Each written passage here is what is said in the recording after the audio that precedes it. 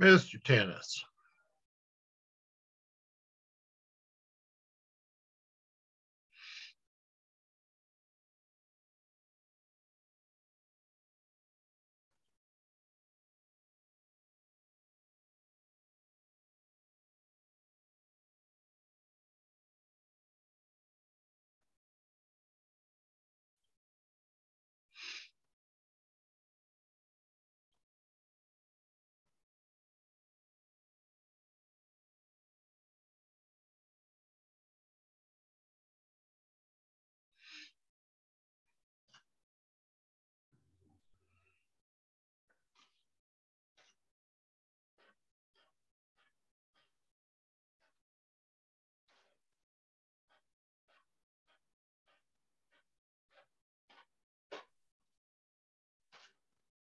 Hold on. All right, Harvey. I gotta get my screen up so you can see me. There we go. Who took a bite out of your jaw, Harv? You don't want to see the other guy. You doing okay? Just had to remove a little skin cancer. Right, right. No, I've had that done several times. This is my fourth one on my head. Oh, the rest of your body's immune? So far. And is that that's on your right side, right? Yes, it is. Yeah, lots of times your left side and your left arm get more of that because that's the side that's next close to the sun when you drive. Yeah, I've had one removed from my left temple, one from this cheek here, one on top of my head. I still have a dent in my scalp. Yeah, I asked my dermal guy, it says, when are you going to stop cutting on me? And he says, when you stop growing things. Yeah. No, that's right. I get my stitches out Monday. Was it a Mohs procedure? Yes. And how many times did they come back to you? Because Mohs, they cut it out, then they send it out to the path lab. Yeah, right. To see if it's clean. I think they only did it twice. Oh, well, that's good. Yeah, he has a lab right there in his office suite. Sure. And the fellow barber shopper is the one that prepared my slide for him to look at. Oh, really? Okay, good. Travis Schreier. So you were well taken care of, right? Yes, certainly. That sounds good. That sounds good.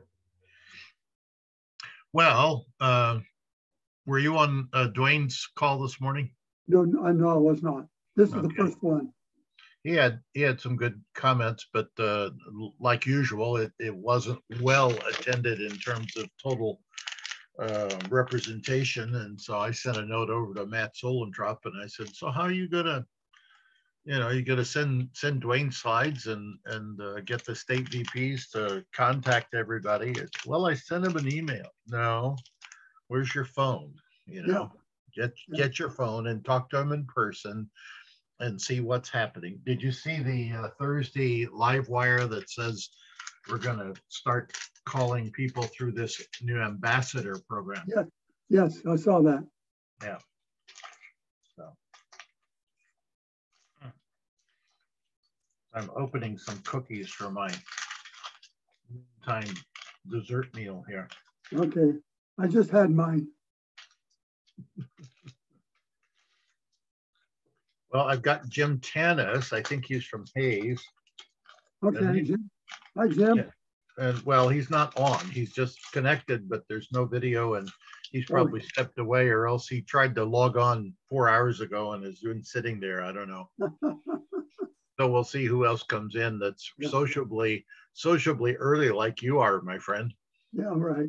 Well, I thought I'm just going to see if it worked because it didn't work this morning for one of the classes. So secretary was having a problem, but I guess I'm glad that you came in and were able to follow the links from wherever you did. It's just on our district website. Okay. Well, I recopied those and I sent it out another email reminding people to all the chapter presidents and membership / development VPs of record. Yeah. Now, there could be other people that don't have that role populated. You don't know who those are. So, yeah. Well, I'm not sure our membership VP is on your list.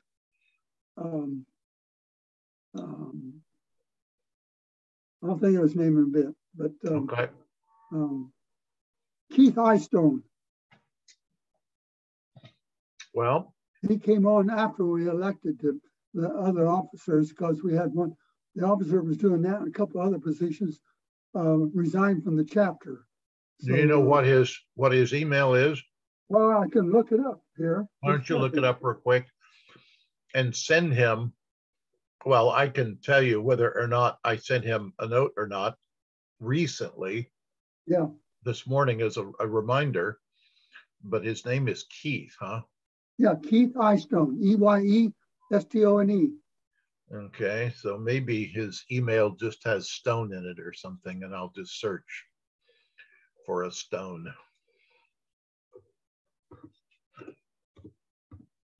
I'll have to look it up on a website. Email I got from the district from one of the chapter members. Okay. I'll look for search for from whom. Okay, now I'll go down to Chuck Moore.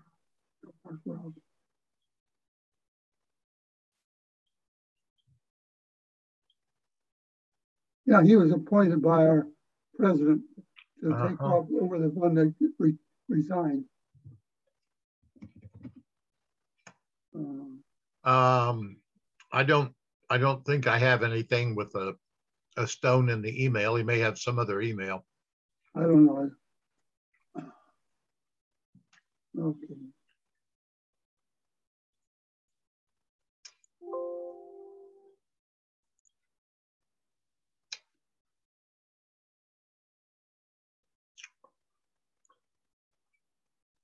Well, let's see. Who else? Anybody else out there? No.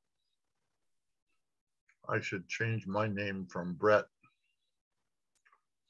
Yeah.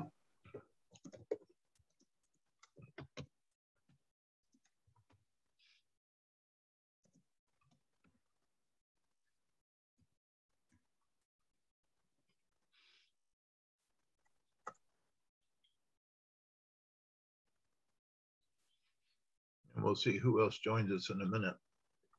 I'll look up the last Excel version, chapter report, travels district report. And chapter leaders. This being Saturday, Keith may not be available because he's a real estate agent. Oh, okay. Keith Hammonds, Keith Eystone, Eystone. He's chapter development, so he should have received this. Let's see if I can catch his email here. At gmail.com. So it's just Keith Eystone, yeah. So it should have reached him. Okay. So hopefully it did. We'll see what happens. I told our president I was going to sit on this. He was thankful. That's good, sure. But because I had a feeling Keith was not going to participate. Just my feeling anyway. Because he resisted. He was on the board, but he resisted taking an officer position. But if I've been going to chapter meetings on a regular basis, I've not yet. Yeah. I decided to not even volunteer for it yet. Yeah. But that's why I'm taking this class. Yeah, he's on there. He got the one that I sent out later on this morning, restating the link to use. So okay. If he's not there, you can report on it. Yeah, I will.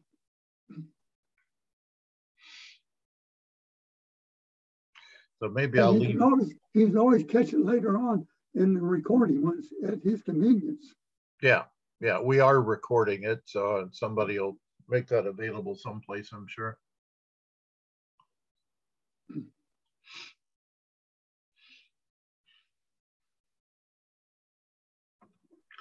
We had I had somebody from South Dakota and one other from Illinois or from Iowa say that they would join us. So I look forward to having a couple more people. We're still sociably early, Dr. Kaiser. Yeah. We are 5 minutes till at least. Were you ever in the military? No. And the military always told me, and one of my early managers, he was the accounting manager. He said, you know, I hate it when people walk into meetings right on time or a few minutes late. You might as well come, bring your folder to review the agenda that you haven't done anything with before you sit down, and come 10 minutes early and say hi to the people that are already there. Yeah. And now show you how far back this is. This is a guy that loved guitars, or not guitars, cigars. And he would come to the conference room enclosed in the middle of the building and be smoking his cigar when everybody else comes in. Well, there's the old saying, I'm sure you've heard. If you come early, you're on time. You're on time, you're late. Yeah, there you are. That's right. Mr. Randolph, you joined us, Mr. Randolph. Hi. He's being silent mode today. Anyway, we had a pastor one time says, one thing about Manhattan, we go to have a church meeting, people decide the time for the meeting is the time to leave for the church. Yeah, I have to write down what time the meeting is and what time I need to leave my house. Oh, yeah. So, Larry, can you hear us? You're joining. That'll be good. Oh, we have Bill Rathman coming back again from Illinois. That's good.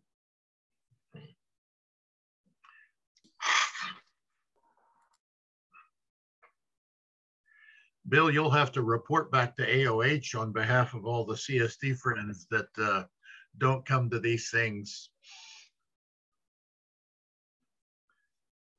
I didn't think that looked like Brett. It was Dwayne. Again, I didn't catch that. I didn't catch that. No, Bill, I just said as an upstanding member of the St. Louis Area Council, you'll have to report back to the AOH friends that we might miss. Yeah, no kidding. I have to check again. I haven't been. I haven't sang with the AOH since we pretty much shut down in 19. So I don't even know. I'm kind of waiting for things to calm down and them to get back, I guess, to normal. Is the St. Louis area allow me back in there again? Yeah. Is the St. Louis Area Council still active and doing cross calendarizations and stuff? I couldn't tell you that. This is the first time I've, like I said, this is the first time I've been an officer and first time I've attended something like this. So, okay. I don't know. Do you not want me to be on here? Am I not permitted to be on here? You're certainly welcome. As I said during Dwayne's earlier thing, I regularly attend other district kind of things that are open. And they're always, I mean, we're all kind of in some of these things together. And if you can steal an idea, if we can borrow an idea with honor, it sounds so much more genteel, but it gets to the same point, doesn't it? I agree. No, I'm just here to learn. I'm not here for, I'm not competing against anybody. I'm just here to learn to become a best president. That's all we want to do. That's right. So that's good. Well, good. We're up to 11 and the 12th is coming. So maybe we'll have a good group here. It won't be because people didn't get emails today for us, except probably I don't have you on that, but I sent a note to all the rest of the chapters that I could find, and here come some of the presidents back. So that's good.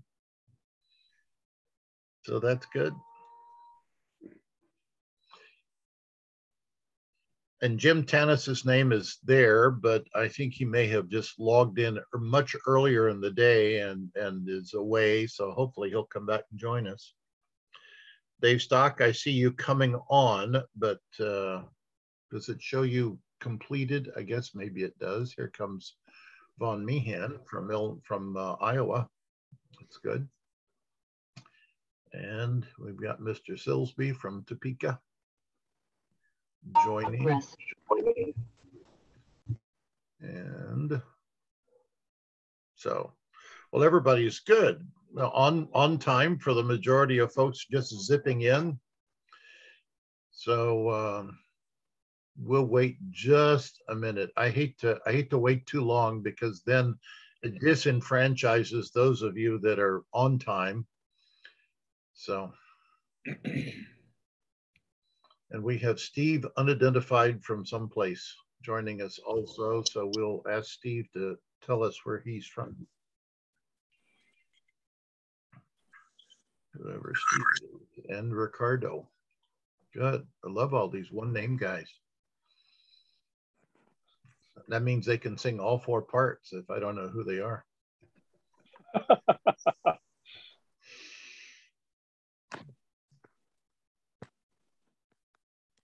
Hello, Mark. Okay, well, I think everybody is there. Ricardo, you're in the car. You going to stay in the car with us?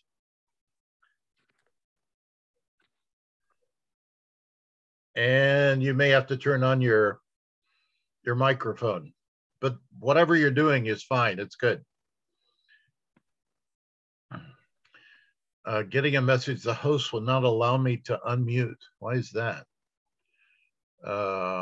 Dave Stock asked to unmute. Well, it's unmuted on my end. You've got to do it on your end, Dave. Asked to start video, co-host, rename, remain. And Dave, if you're at home at your computer, why don't you just log out and come back in? Sometimes Zoom doesn't get synced up right. And away you went. So that's good. We'll try and see if he comes back. That'll be good. This is a health and safety update from the as required by the artist. Oh, there we are. So Ricardo, now I hear somebody. Perhaps. Are you in the car? Can you hear me? You're still on mute. Can you wave at me? Yep, you can hear. Okay, that's good. Steve Walton, go in there and do a right click on your name and put us in your name and your chapter, if you will. Actually, everybody could do that. Just go up to where they see your particular thing, your face, and do a right click with your mouse and then edit, rename you and add your chapter at the end, if you will, for me. That will help me be able to call you and know where we're doing. Right. Dave, are you back? Looks like I'm back. You're back and you have 2 heads. Oh, well, you did. I have 2 heads. I think you have to give us permission to change our names, Don. Oh, I do? Wow, really? Yeah, I'm unable to change mine as well. Oh, really? I've never had that problem. I can do that. I can. I've never had that audio problem. and video, but I can't type anything in. Well, I can do it for you. I just did. Remove, report, allow, rename. There we are. Because I think other people that don't know everybody, I'd like to know where these people are from. So who else is out there that I know that I can rename? Joe Silsby from Topeka. And Bill Leslie, which chapter do you want me to say anything about? We'll put you in Grand Island. Correct. Okay. Grand Island knee. Brian Bopp, which chapter are you from, sir?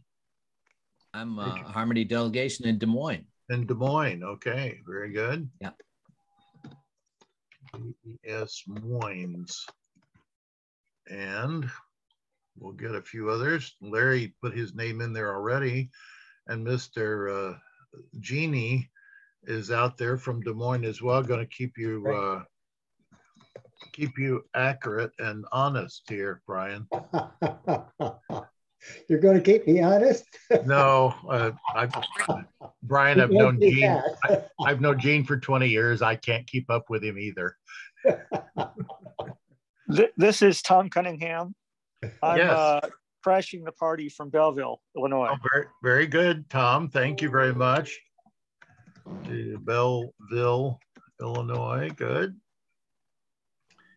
And Roger, tell me again where you're from, Roger. Yeah, hi. I'm from Watertown, South Dakota. Watertown, good.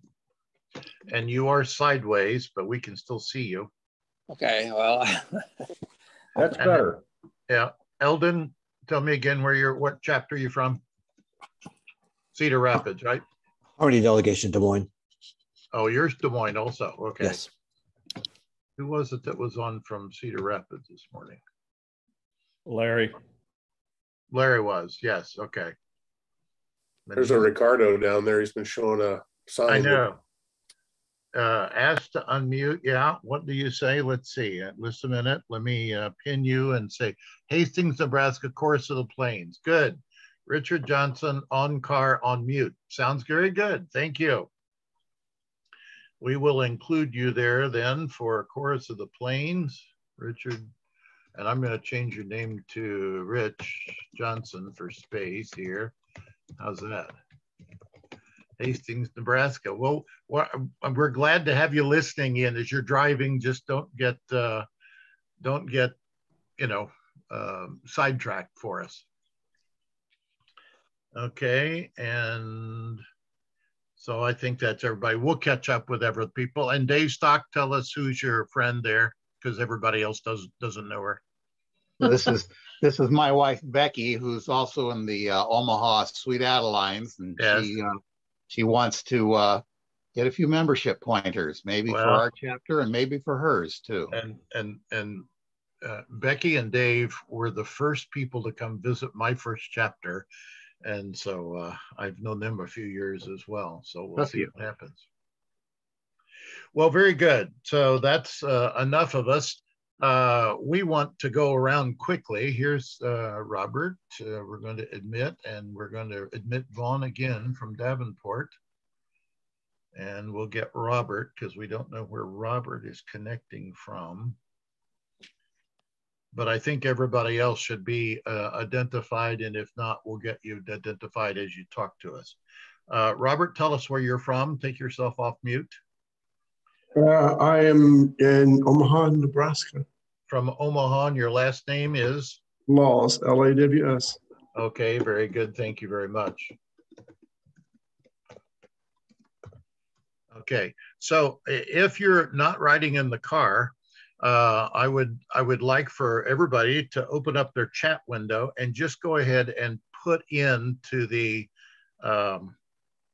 everyone in the meeting and just show me your name and your email and your chapter, if you will. And that will let me double check who's been on the call. And then I can go ahead and fulfill my promise to send you any other resources that I mentioned, if I know where they are, or I will continue to look for some of them and send them out again. You represent the minority of people who are participating, and thank you for taking the time out of your day. And the purpose here is not for you to listen to me.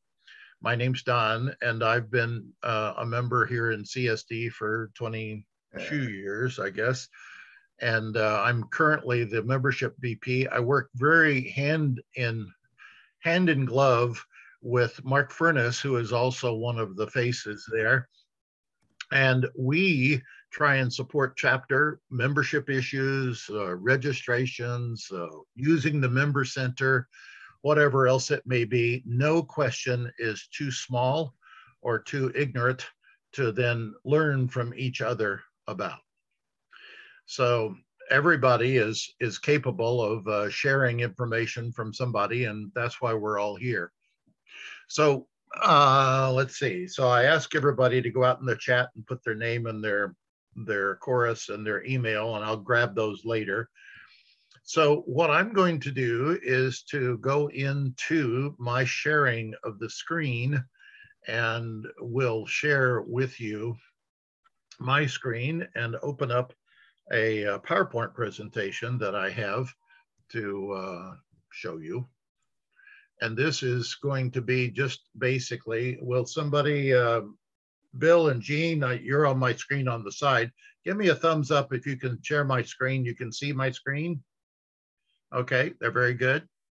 So this is just an introduction for us here. This is a virtual CSD Leadership Academy, which in fact is fine. and you will get a copy of these slides. So you can make notes on the side. And if there are things we need to discuss, well, then raise your hand or take yourself off mute, and we'll go from there. But in the meantime, we'll give a due consideration for everybody else. So I will fill this in from where you currently are for the short introductions. We'll go around and I will call on you. And when we collectively share what we know, well, then we will go in and I'll be smarter at the end of this. To start that off, I'd like everybody to go in and think about writing down on your own piece of paper what one thing you would like to get out the next couple of hours. We will have a short 2-minute break in the middle. Let me get some water or whatever. But hopefully we'll be able to be done. And if we run over to 2 hours and a half, whatever, we can satisfy that. I have threatened, and I have not yet done it, to actually call every chapter membership person to have a dialogue with them about how things are going and what they need. So this is a start to there. So if you have already written down your little piece of paper and have something on there, then it's time for me to just pick your brain, if I may. Let's start with Larry from Cedar Rapids. What did you write down, Larry? Take yourself off mute. There I hadn't actually got anything written down. You can come back to me. Okay, well, I will then. Let's see who else. Gene, give me something from Des Moines. Well, I haven't written anything down either. Yeah. You guys got to keep up with me here now. Don't slow me down, Well, that doesn't mean that I know everything. That just means I maybe don't write very fast. Oh, well, who wrote down something? Let's put it that way. Take yourself off mute. Harvey. I want to know how we can recruit younger men for membership, or at least to sing with us, when you have a bunch of older men already in the course. Right. Okay. That's a good one. We'll write that down when I get back to my screen here and find it. And what we want to do is to find that. And I guess I'm going to have to put you over there, and I will get rid of that. Okay. Now then, where's my PowerPoint? So how do we recruit? So what I did is temporarily, you're still seeing my screen, but I took myself out of show mode, and I'm going to go ahead and edit that. How to recruit younger singers. Who else wants to add to that list? I got one. Bill from Belleville. Yes, Bill. My concern is, how can we get more exposure to the public economically?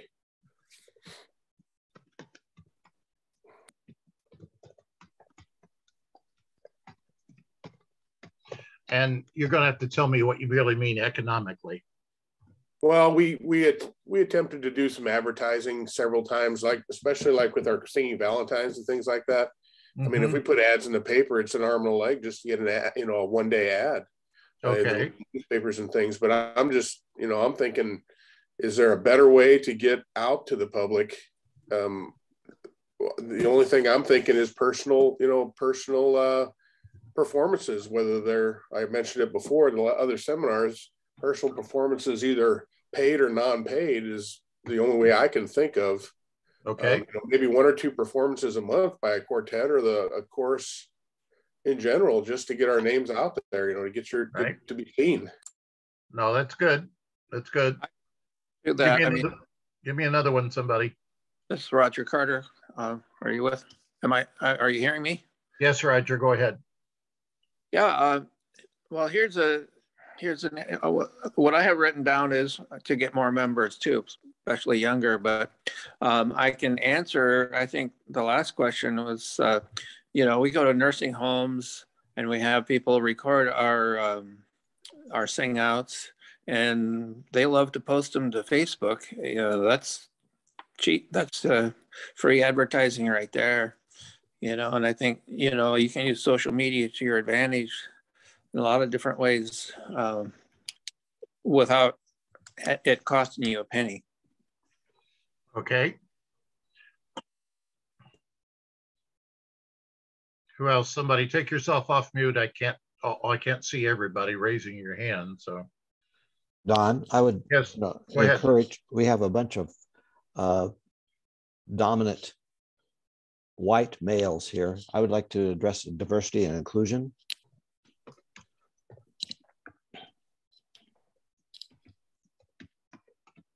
Aged. What else? Don, I have one. Go ahead, Dwayne. How do we get members to renew especially after their first year?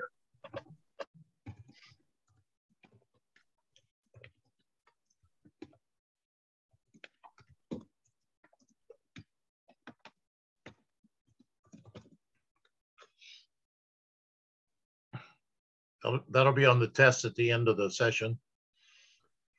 I've got one too. How do we coordinate a guest night? What do we do?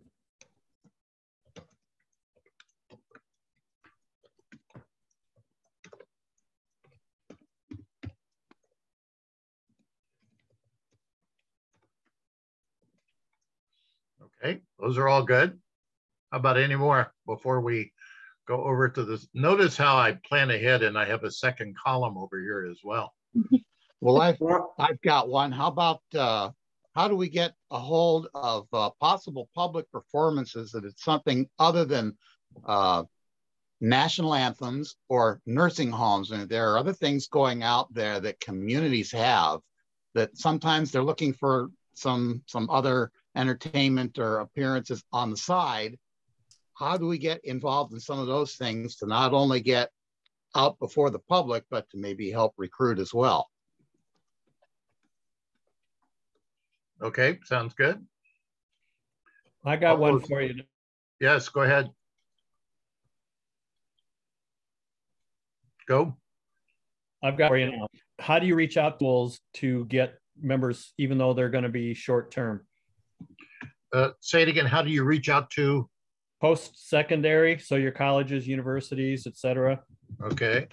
To get them involved, knowing that they're going to be short term with your chapter in all likelihood. Okay. So two major themes coming out of this already, as you can tell, membership and especially then marketing, going out to the non-member and the non-barbershop community. Believe it or not, there's more singers out there that don't sing barbershop than we have singing barbershop.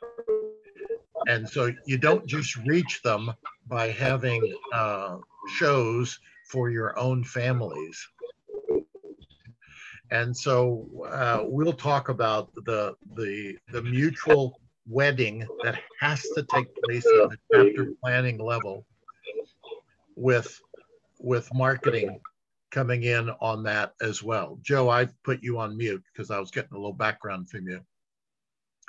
So within the chapter planning model, I'm sorry, go ahead, Joe. I had one comment though, was yes, please. How do we conduct a good way to conduct exit interviews for people who have left? Okay. So that we work on improving. And one other thing we do, but we're going to tweak it a bit. We have a poster, good sized poster board that we take with us on any of the performances of who we are. My plan is to add sponsors to that list because we get sponsors more year round rather than just at showtime. So I don't know if that's going to work or not, but that's kind of our plan. Oh, it certainly will. There's nobody that would tell you can't use two posters. Come on.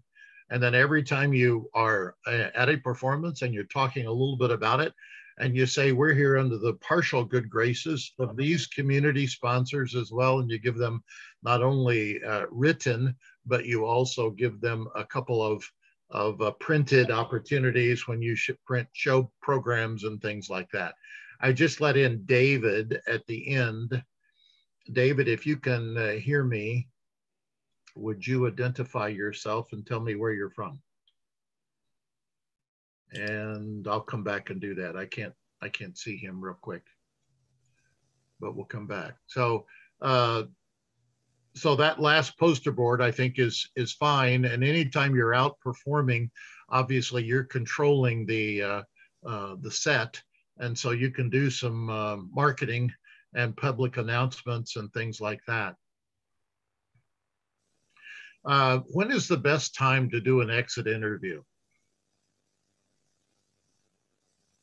It's a trick question. You can do it anytime. Well, and why wouldn't you be doing member interviews while they're still current and active, rather than waiting for them to vote with their feet and move ahead? Jim Tanis, I see your note that you don't have a mic or camera. That's okay.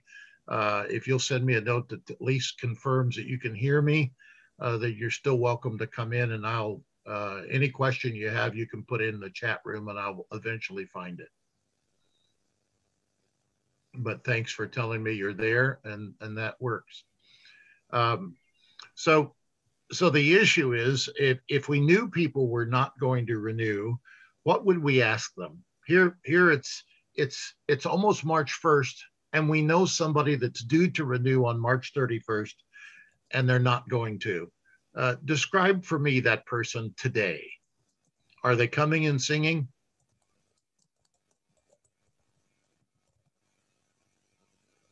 Maybe, probably not. Okay. So you as a membership person, who is it that's reaching out and touching, calling, emailing, having pizza with on Fridays with those members that are still current on the roster, but you don't see on a regular basis to sing? Do we have anybody doing that function inside your chapter? And it's not just a membership VP that's responsible for that, because you need to develop other people to help you on your committee. So if your chapter president has not authorized you and got confirmation to expand your membership committee, that's something that you should do, but you also have to get the chapter president support from that. And so now then, we're going to do an early exit interview with somebody that's not going to renew. What might they tell us about non-renewing right now when we call them?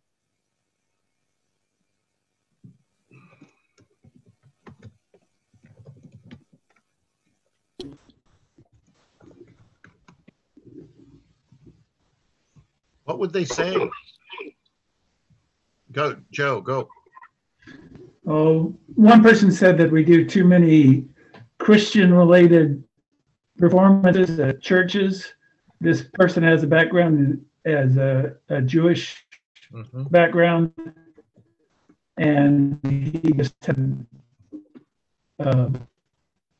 some issues with that we weren't expansive enough, we weren't diverse enough. So even if other ones were that we didn't have enough secular performances and too many Christian church related songs. Another one was that it takes current members way too long to learn the music and get off the spots. The younger members pick it up much faster and lose patience with the slow pace. Okay. So I'm sure that Joe's short list there would overlap to some of the other places as well. And I would ask if you have any, and we don't have to answer these things, but if that one person was suggesting that the chorus doesn't even have any non-Christian songs, or have failed to put in any Jewish numbers, especially during a holiday season where you can do most anything and call it seasonal, well, then that's something that the music and performance team could fix and then communicate with the members. And, you know, do you have enough songs to go and sing at a Jewish temple on a Friday night or a Saturday for theirs? Maybe not. Is there a need to do that? And if so, well, then music team, we need to get up 3 or 4 songs and react to that. But again, what was I doing? I was going back for you as a membership person, working with your membership team to respond to what the members are telling you, and then communicate back to the members, and then turn that into board planning and see how much of it sticks or how much of it is available. So, you know, the general issue there, and I saw you, David Ball. Thank you for joining us from Leavenworth.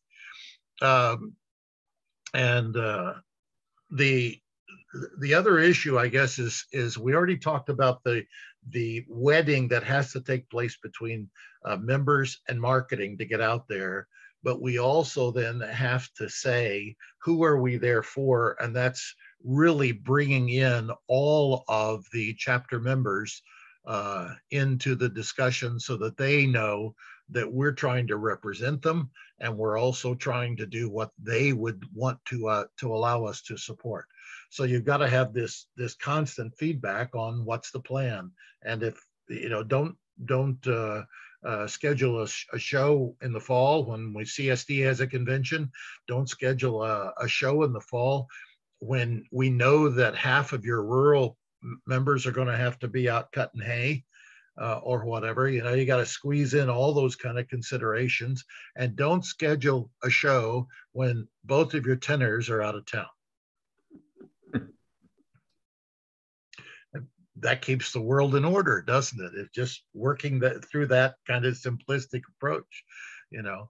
So, you know, I don't know how else you do that locally. I think every chapter will be different. So, well, we'll come back to this list and see how many of the rest of our time can talk and maybe input on some of these same things. So we'll go forward from now. So membership here.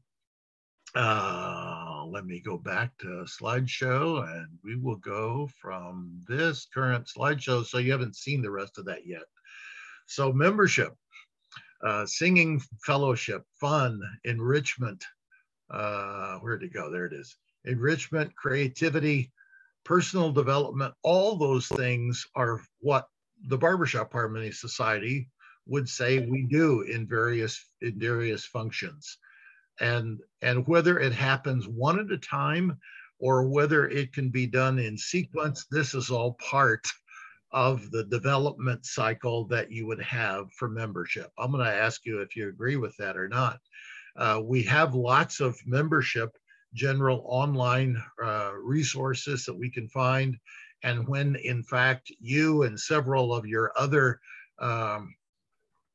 chapter leaders can't find something, well, then that should be a deliverable for the district or headquarters to know about and to do something about as well. The professional development for individuals, we have singing development. We know how to develop that, develop tuning and chord theory and singing in tune and on pitch and stuff like that. But we also can develop members in terms of leadership and being aware of how to communicate with other members and being aware of their unstated differences and desires, and not wait for them to tell us or not tell us after they've left. And finally, several of you have mentioned the fact that says, how do we do better outreach? How do we manage guests? How do we find people that are interested? How do we further involve returning guests and turning them into prospects and eventually members? How do we do mentoring once you come in? How do I do renewals? How do I continue to keep people involved or in their own personal development? So just look at this particular slide and tell me if you agree with these items, or are there things that I'm just plain old overlooking that we should add to that list?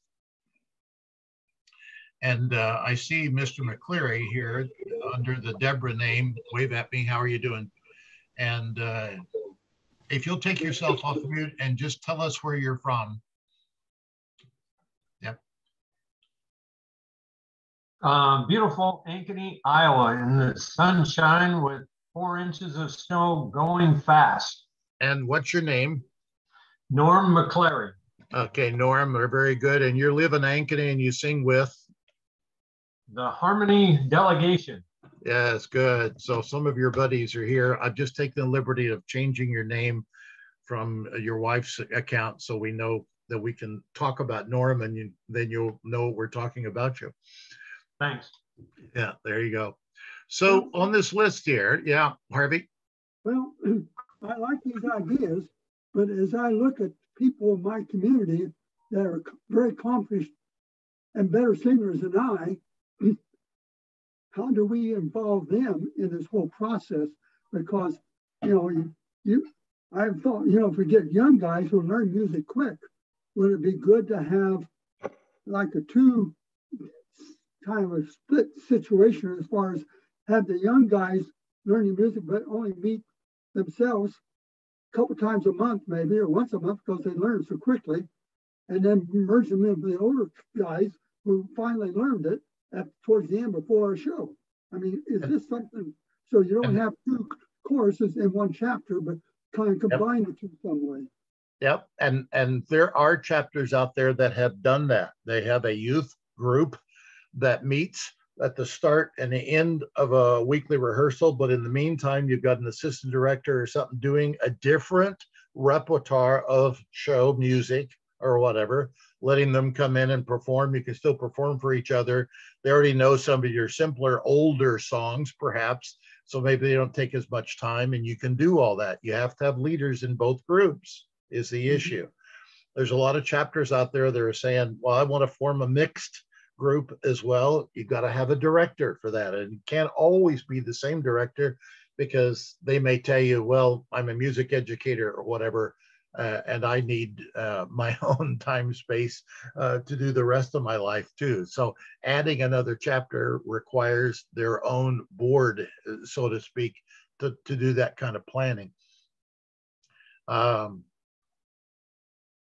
So as we talk about those kind of things, part of the rest of the thing that we need is everybody is a little unique in their own needs. And it goes back to who are your chapter members. And remember, here's your roster. And the first part are your active singers. And you also have this bottom part that are still active current members, but they don't come and sing with you. And so the active singers, there might be 2 groups in here, a younger, faster learner or whatever. You've got to be able to do some work for both of them, but don't ignore the rest of the people that are on your roster. And just because they don't sing, maybe because of health or because of travels or work or something, well, then maybe they can come in and do some things like ticket sales or ushering at your chapter shows, but you just don't want to ignore them. So that's possible way to get involved in and continuing to use everybody that's out there in some fashion. Now, as much as we would love to say, we're in our 60s or our 70s or maybe even older singers, and how do we attract the 30s and the 20-year-olds that want to sing with us? There are a few chapters that are out there that have made that successful transition and get enough people to come in. But most people are going to recruit within a half a generation of the median age of the group. The way that you improve in your own community is sing more, sing out more. Don't ignore your family, but don't make them their only resource and their only audience that you sing for. Volunteer to go out and do non-paid performances out in the park. In the summer, don't sing as a rehearsal inside your church hall. Go out and sing under a shelter in the park and have a picnic. and put up your little poster boards and say, we're here at 7:30. We're going to put a 20-minute show on for free. Do a little marketing right there on the people because what you're trying to do is to reach the people that your traditional, old, staid, traditional, normal way of outreach have not worked in your own community.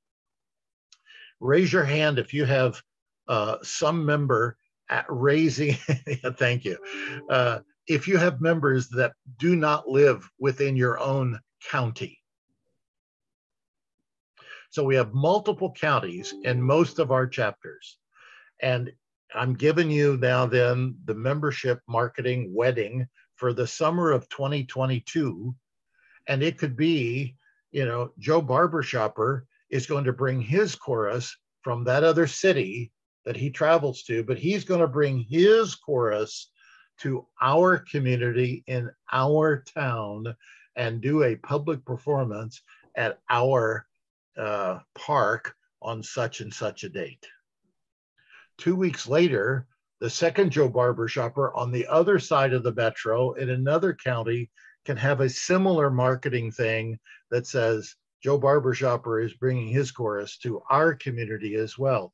Same performance. You don't have to worry about a guest quartet. You could this is part of individual quartet development and everything. You can have the local chapter quartet sing at each of those kind of things, and you sing and the songs because they haven't heard them, and you can do that, and so that increases the number of performances you have.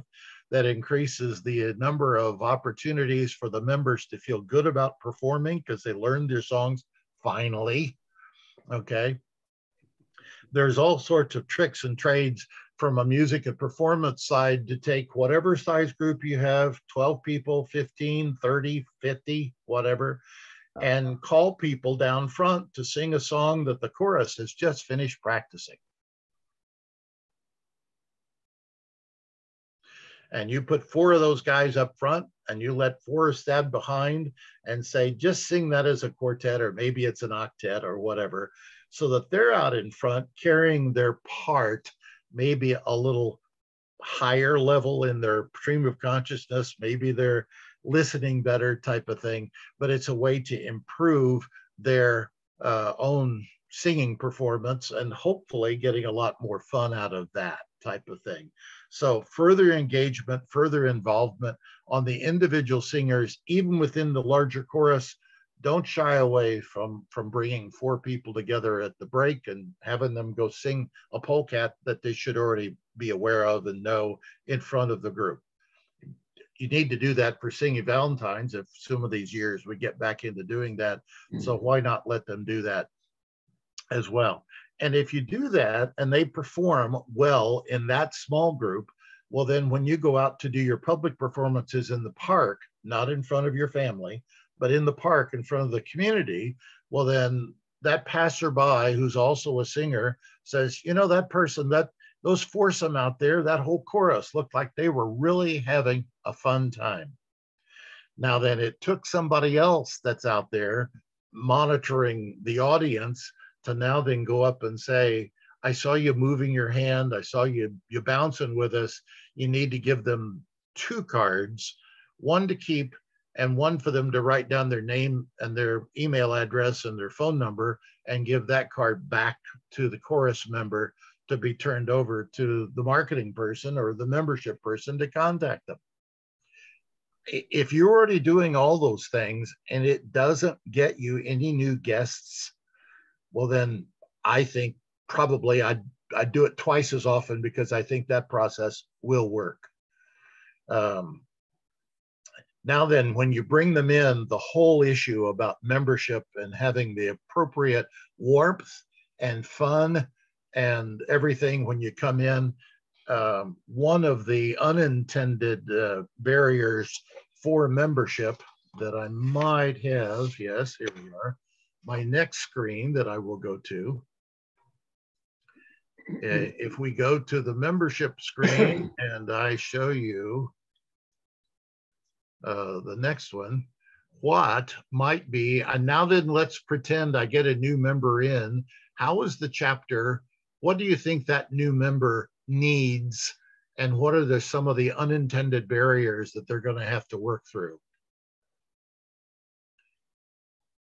Anybody throw me in something. What are they expecting? A new member, what are they coming to expect from you? They're coming to sing, so they certainly need the music, and they need it in a hurry. Yeah. And they need to be sitting in the right section. At least at the start. Yes. Okay, what else? Well, to follow up on what Dave said is that we tend to sing the opening song or closing song, and we forget our visitors don't know it and don't have it or can't find it easily in their guest book. So we need to have somebody be their buddy to help them find it or give it to them.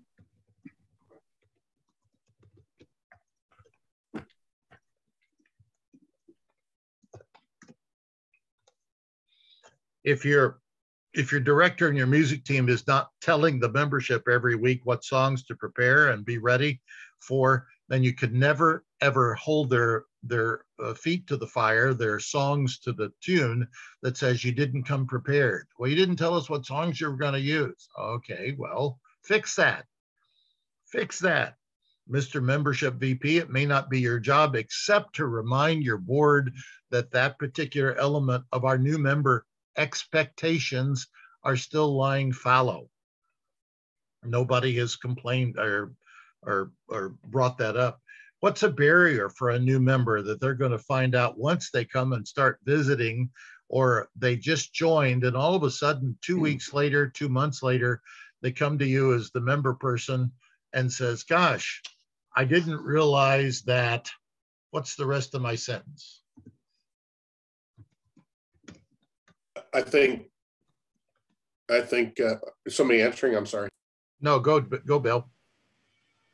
I think one of the biggest problems I've had was social justice and politics in the organization. I think most new people or anybody that tries to join the organization, a singing organization, just wants to sing and enjoy themselves. They want to get away from the daily grind of politics and biases and things like that. They just want to enjoy themselves. Okay, what else? They need to know if you're going to do a show and when it is. They need a schedule.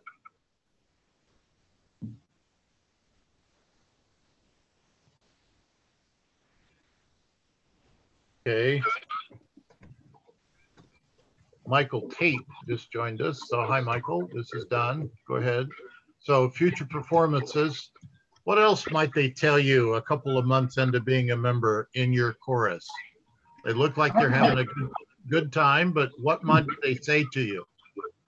How do I access this learning media stuff you have?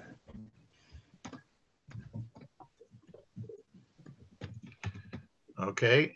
And you guys tell me that you know 30 or 40 songs and you don't even use spots? And I was sitting next to a 50-year guy that you all said, and he told me he's forgotten more music than we know. How do I ever get to that level, you know?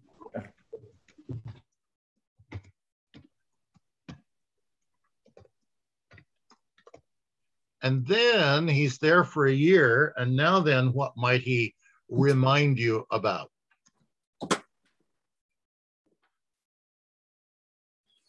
What do you have to do after a year or a month, or maybe you're on a monthly, whatever?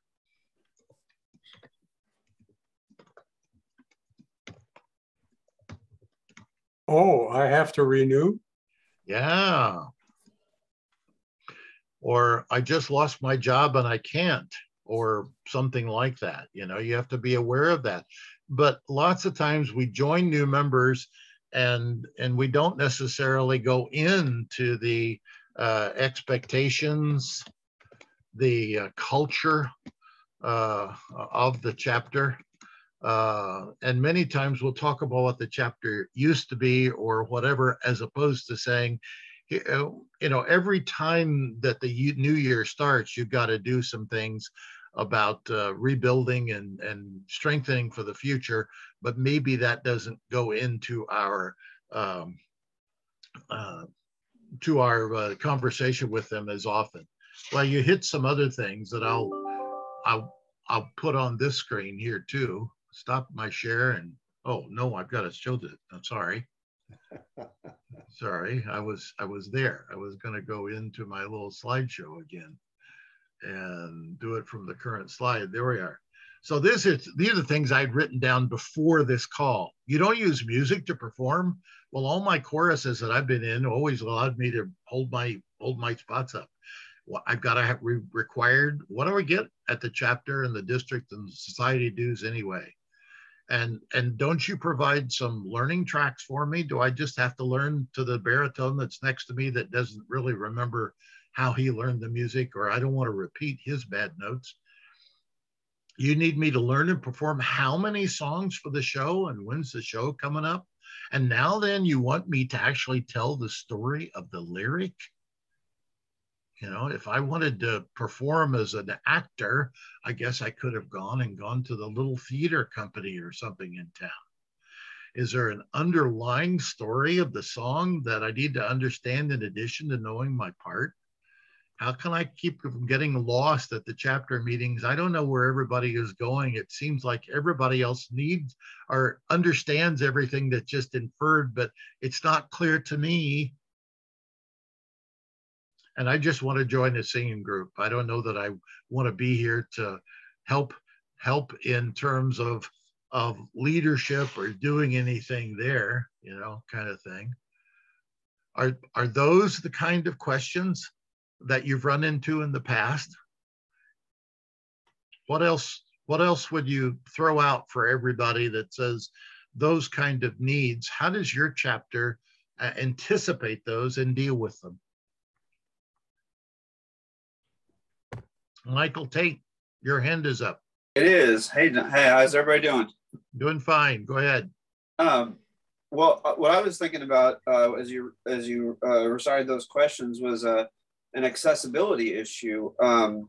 Is the benefit of those questions is there might be people who, or no, I should be more specific. I have a recruit that I just got joined this year, and he strikes me as the kind of person who might think those questions, but wouldn't necessarily even know to ask them. You know, and not necessarily my recruit, but just a lot of folks, you know, might be thinking these things, but they don't know to ask them, or they might be giving them some sort of anxiety. There might be some sort of emotional issue that we could almost make them feel more comfortable and preempt that anxiety, preempt those feelings of discomfort by anticipating those things. So I think it's really great to reflect on this. No, I think that's good, Michael. It's actually a segue, because I wanted to then say, how do we actually reach out to our members? How do we know what the members are really thinking? And how does your chapter keep in touch with your members? Anybody? That's the next topic that I'd like to throw out there. Well, if you had section leaders, I've always kind of promoted that, is keeping in touch with the members, at least in your section, to find out if they've missed a couple rehearsals or what's have you, or hey, when are you going to take vacation? What's happening? Just kind of keep up with things and just be open to say, hey, if you got any questions, it's not stupid. Ask me if you don't know the answer. So Steve, are you saying that the section leader talks to them about musical issues, or is it something else? No, they can talk to them about musical issues. If they have any issues at all, what's going on with the chapter. If you don't understand something, ask. Okay. I just wanted to have you repeat that portion of it. So the section leader turns into an administrative person and helping them with life events outside the chapter meeting night. And the instance there is just, I care about your presence, obviously. We want to have you there, and it becomes a retention kind of strengthening thing during the course of the year that Steve is describing as well. How about somebody else? Keith, what do you do in your chapter? Take yourself off mute and tell us how you contact how you're made aware of the members who are not present, and what do you do? Well, my mind was running in another direction that I think it's important to remind everybody here that earlier the comment was made, I don't remember if it was this session or one of the other ones, that we are officers of the chapter, and the chorus is not necessarily the same. And that's what we're talking about here is the chorus and having sectional leaders in the chorus and touching base with the members in the chorus. So I think that's important to remember in how we reach out and keep the membership informed and keep them feeling connected. Yes. Okay. Thank you, Keith. Remind me where you're from, Keith. I didn't put in your chapter. I'm at the Serenaders in Papillion. Oh yeah, Papillion. Good. So the Sarpy guys. When I first joined CSD, I didn't know what Sarpy was, so I had to grow into that. And I still don't know how to spell Papillion, so that's okay. Jim Tanis is saying on the side, a good line of communication, watch the membership list online. And if you see, let's see, if you see folks late, reach out by email. He's talking about retention and renewing on phone call, but you got to do that on a regular basis before their renewals come at the end for sure. And then he says the online presence on Facebook or an email list with a chapter newsletter. The newsletter seems to be something that a lot of chapters have gotten away from lately, but some chapters are still very effective in getting that out there as well. So those are good. Thank you, Jim. And Michael Tate asked, so we still don't know what a Sarpy is, but I think that's either the name of a metro area around Omaha or something. We'll put that on the test for another follow-up. And Becky and Dave can give you the history of that, I'm sure. Maybe. Yeah, Sarpy is the county. The county, okay. Go ahead, Becky. Our chorus has had written information for new members for ages, and periodically they have to go through and redo it. We always tell our director when we're not going to be there. And I have been recording all of our meetings on Zoom recently because we have members who still aren't comfortable coming back. Mm-hmm. Just as a show of hands, if you raise your hand, I think everybody can see each other. Were you on Zoom at any point in time in the last 2 years? A lot of people raising their hand. Are you back in face-to-face? Raise your hand again if you are. So most everybody is. Have you retained the hybridness that Becky had just described? So even though you're face-to-face, you offer a Zoom link to those that are ill or they're out of town or whatever. And I think that's very effective if you want to continue to doing it. That means that somebody in the technical team, non-singing, organizationally, still has to have a Zoom link up showing the director so that somebody can listen in. So you might think about that. It doesn't take a whole lot of time. It does require you to have internet access wherever you have your meetings, of course. Right. All I do is set it up ahead of time, let it run, and turn it off at the end. Yeah. And so the available for later on too. Yes. And it's very helpful. I was talking to one chapter up in, I think they were in Ontario, and the main director is snowbirding down in Mexico for like 4 months. And so the assistant director videotapes the meeting, and then they watch it together and say, what points would he have made if he were here that the other assistant forgot to do? And so that becomes training for the assistant and also feedback to the members that says, even though our main director is gone, he's with you there in spirit. So don't be surprised if he doesn't send you emails as part of the communication. The bottom line is, what does your chapter do to keep in touch with the members? And there's nothing wrong, but the answer is oh, once they're overdue, then I call them for the first time in 6 months. That's the wrong answer. And yet I hear about that. Says, I wonder why you're calling me now because I haven't been there in 8 months. Why haven't you called me before now? You have to do that. And if you're the chapter president, you're not going to do that. You're going to expect that roster to be reviewed on a regular basis, at least every 3 months, by the secretary or the membership VP that says, here's who renewed and we got their cards in from headquarters, or if we miss them, we send them another note and they get in sooner or later. And then here are the people that are coming up within the next month that we need to call ahead of time because maybe they need some help in renewing, even if they're current or maybe they're inactive, we need to help them. And then we have our separate list of the people that are overdue. Now, sometimes I have active people who go overdue 2, 3, 4 months because they're busy in life. And then you can't help them renew. If they're more than 30 days overdue, you as a chapter leader, president, secretary, membership VP, can't do anything online to get their renewal done. They have to then get in the queue and be nice and have headquarters pull you back, call you back. And that becomes another month or two at a problem. So it's much easier to help them renew, and you can renew online within 60 days ahead of your expiration date on a credit card. And what else, if you do that, what else financially is the benefit from doing that? Anybody know? Besides Mark Furness? Mark, tell us what discount you get if you do that online ahead of time. Yeah, you got to take yourself off mute. Mark Furness, our long-term CSD secretary.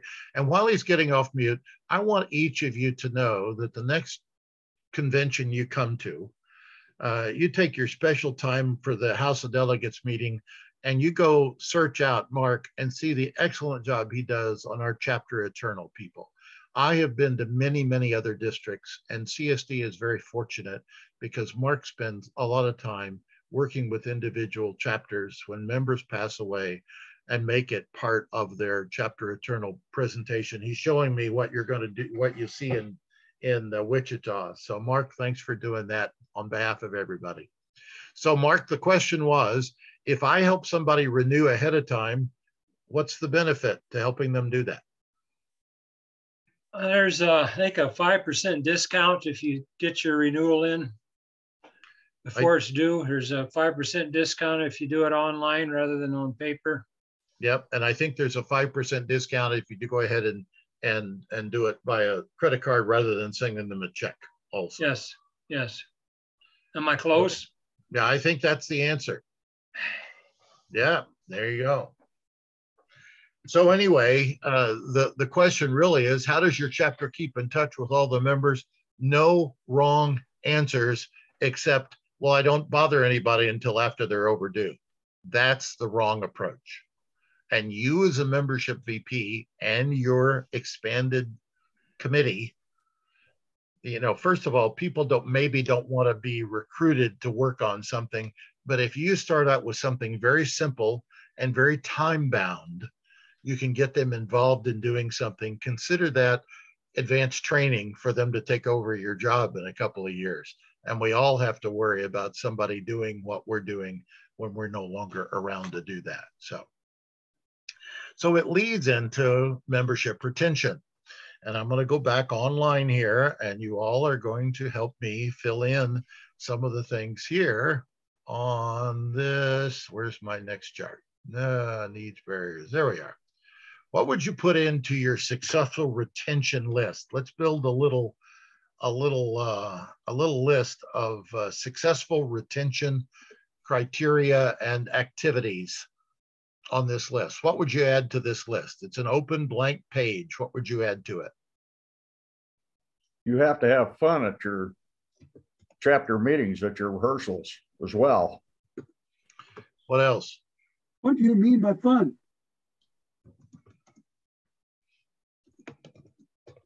Getting everybody involved in doing something that they enjoy. And it's not always the same, is it, Steve? No, it's not. So what's the short list of fun?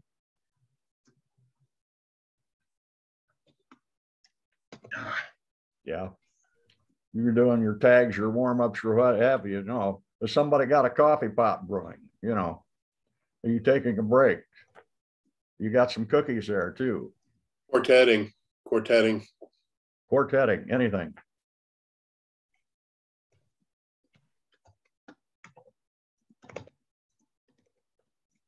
Our chorus has neglected polecatting. How many of you know that you can still get and order polecat pins and have a program to let everybody work through the polecat book, determine your own polecat requirements, and then present them a pin as a graduate type of thing? Well, I do now. Yeah. Where do you get a hold of that information? It's out on the marketplace. Just go for look for polecat pin or whatever, and I'm going to stop the share, and then you can hold up a little pin. Let's see. There's a polecat pin right there. And you can make that a presentation at your chapter meeting or whatever else it is. And then I know it's understandable, or it's hard to understand, but people will say, you just sang a song. Have you sung with those guys before? No, we've never have, but that's the ability to all of us know a polecat or a song, and we can just find 4 guys and have some good times. So those retention, we've already mentioned some other critical things, and that is communications ahead of time about chapter calendar entries, expectations, culture, history, support, mentorship, sharing past experiences and skills, all those kind of things allow you to develop. I came to sing, and I'm staying around for the fun and the fellowship that the group represents. And that's kind of the issue. So if we take that short list and we go ahead with talking about that retention just a little more, in a family of retention kind of things, well, then there's an I family about retention. And so it could be defined as, well, we need to inform. So we start with that, with visitors and guests, and talking about what our chapter and chorus does when we're out doing performances. We want to be socially inviting so that other people know that we're having fun and they can have fun with us. Talk about their musical past experiences and be able to develop that and say, well, that sounds good because we have some of those same things. Induct them as another I. So as they come and visit, you would recognize them as visitors, celebrate your new members, celebrate the renewals, make the chapter and chorus experience on a weekly basis meaningful and welcoming. I had to orient there, but I said, well, maybe we need to develop an index of chapter calendars and activities and for future performances, as well as assignments for learning new music and the mastery thereof. There are chapters out there that have an unwritten rule that says the 3rd week, you're off the spots. There are other chapters that says, if you're still holding music, I don't want you to not hold your music because you're not satisfied, but I want you to sit down and sing it to yourself from the pews of the church or whatever. When you're able to put the music down, then you come back up and stand with us. And I understand that you continue to make some errors, but we need you to be confident and growing into that music learning issue. So maybe that would be half of the way that you're your younger guys would see the older guys are trying to learn their music in a particular time frame. Normally, if you're still holding music 2 months later, that's the chapter culture. Nobody said that's a chapter culture, but you put up with it, don't you? Yep. And therefore, that's why some of the newer members say, I think everybody is too lax about learning their music. It's not a high enough expectation on the part of the members to do that. Then another I is inoculation. I had to think of an I to go along with educate. And unfortunately, we still have over 50% of new members leaving in the first couple of years. So within the first couple of years, were they asked to become a committee member doing something? Did they have a mentor assigned? Do they have a riser buddy? Can they know that sometimes when they're going to be missing on a Tuesday or Monday night, somebody will call them to try and find out how they're doing, as some of you have already mentioned? Do they understand the chapter, the goals, what we're doing about the history and everything, the follow-up for attendance and everything, expectations?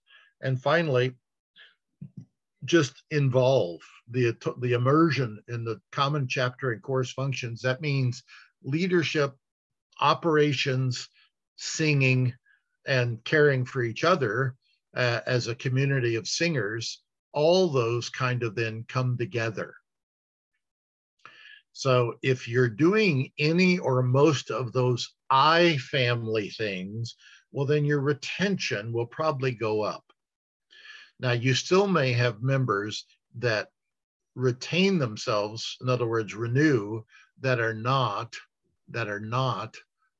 active singers. And that's the difference between life getting in the way, either because of work or because they got moved to an off shift and now they can't come on Tuesday nights. Well, maybe they can come and for 2 Saturdays ahead of the chapter show, you're going to have a special chapter rehearsal on Saturday, and they can come to a Saturday rehearsal, and you know that they've been encouraged to continue to work on their show. And so now then they're another body on the risers, even though you haven't seen them. So up to the chapter to develop routines and guidelines and expectations for those kind of things going along. So that's kind of the retention side of all that. And I think that might do something to say, well, I'm trying to reach people with all different levels of skill sets and all different ages of different things. And there's nothing to say that 4 people can't go out and learn a new song on their own and then come to perform it and get some coaching and improve as a quartet. And you stick that quartet in on the next chapter show with their unique song that the rest of the chapter does not know. That's legal. Norm, did you have a question? Yeah, when the directors, when you're off music and up on the risers, when directors refer to measure numbers, how should we handle that? Well, I would say, I'm sorry, Mr. Director, I need to know, is, the general context of, is that toward the front or the back? He's got to get away from measure number.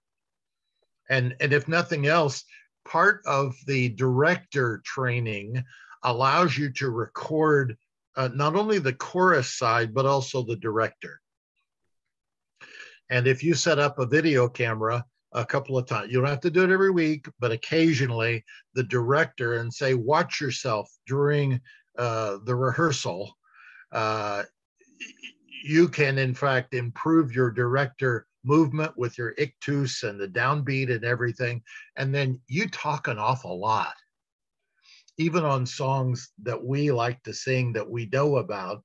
And so can we help you by having a timekeeper up there? I don't want you talking, letting us sing for 20 seconds, stopping us, and then having you talk for 5 minutes. Now your thumb is up, but the issue there is that's part of training and directoring and those kind of things. And I would just say to the board that maybe we have a program whereby we start to videotape our chorus and let the director analyze it. And we say, we want to also send that chorus to a David Wright or a Kevin Keller in our district for them to just listen to a song or two and give us some feedback. You know what happens is that they may give you the same feedback that the director is asking the chorus to fix. And so if somebody else says it, perhaps it's something we ought to pay attention to. And it's not just the director that's beating us up, but they're actually getting to the root of an issue. So there's a little personalities involved in there, isn't there, Norm? So you have to say, what's the right way for us to help you help yourself also, Mr. or Ms. Director? I would say you got to send your director to Harmony University in New Orleans this summer and let him take some classes, because they're a little more abrupt, I think, on the classes that I've observed at Harmony University. They don't have the time, and it's Wednesday, and here's the opportunity to tell somebody something about that. Or they're all directors together, and they'll throw that out as a topic. It says, what's the right and the wrong way for the chorus to give you feedback? That can be a topic inside one of their classes. Don? Yes, go ahead, Mike.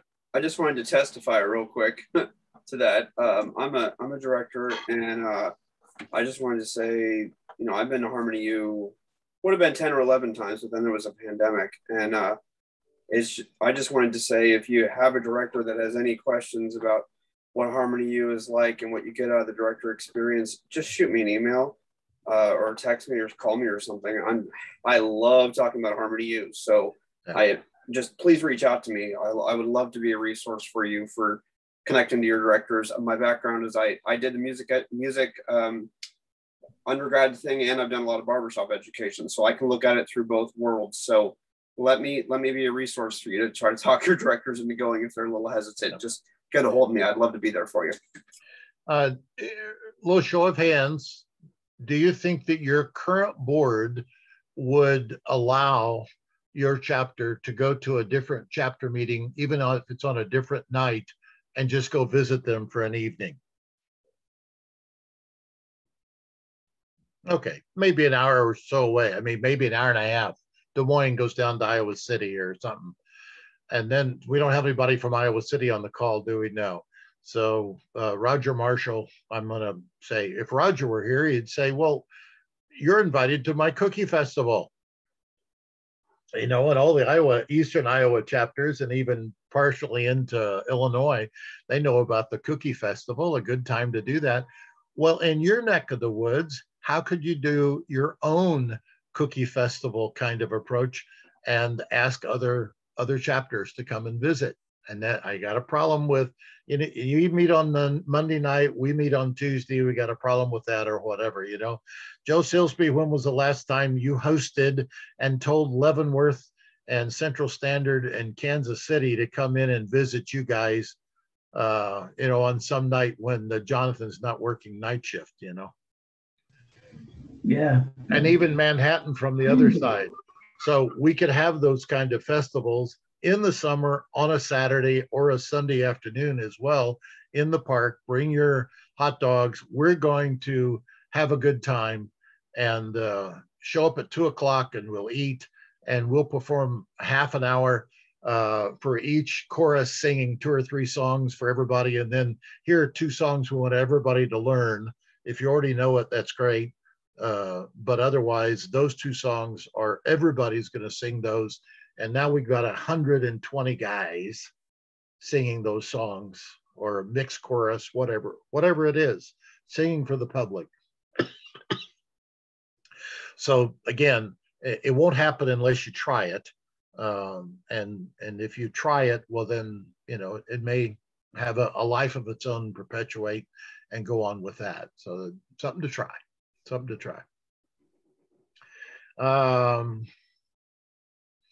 Let me see, where am I? Oh, I wanted to spend a little time with Member Center. Now I'm looking at you all, you can see everybody else, if I ask you if, see, it's Saturday, did you go out to Member Center this week? Now, if you raised your hand, tell me what you went out to do. Gene? I was checking up on a past member that wants to rejoin our chapter.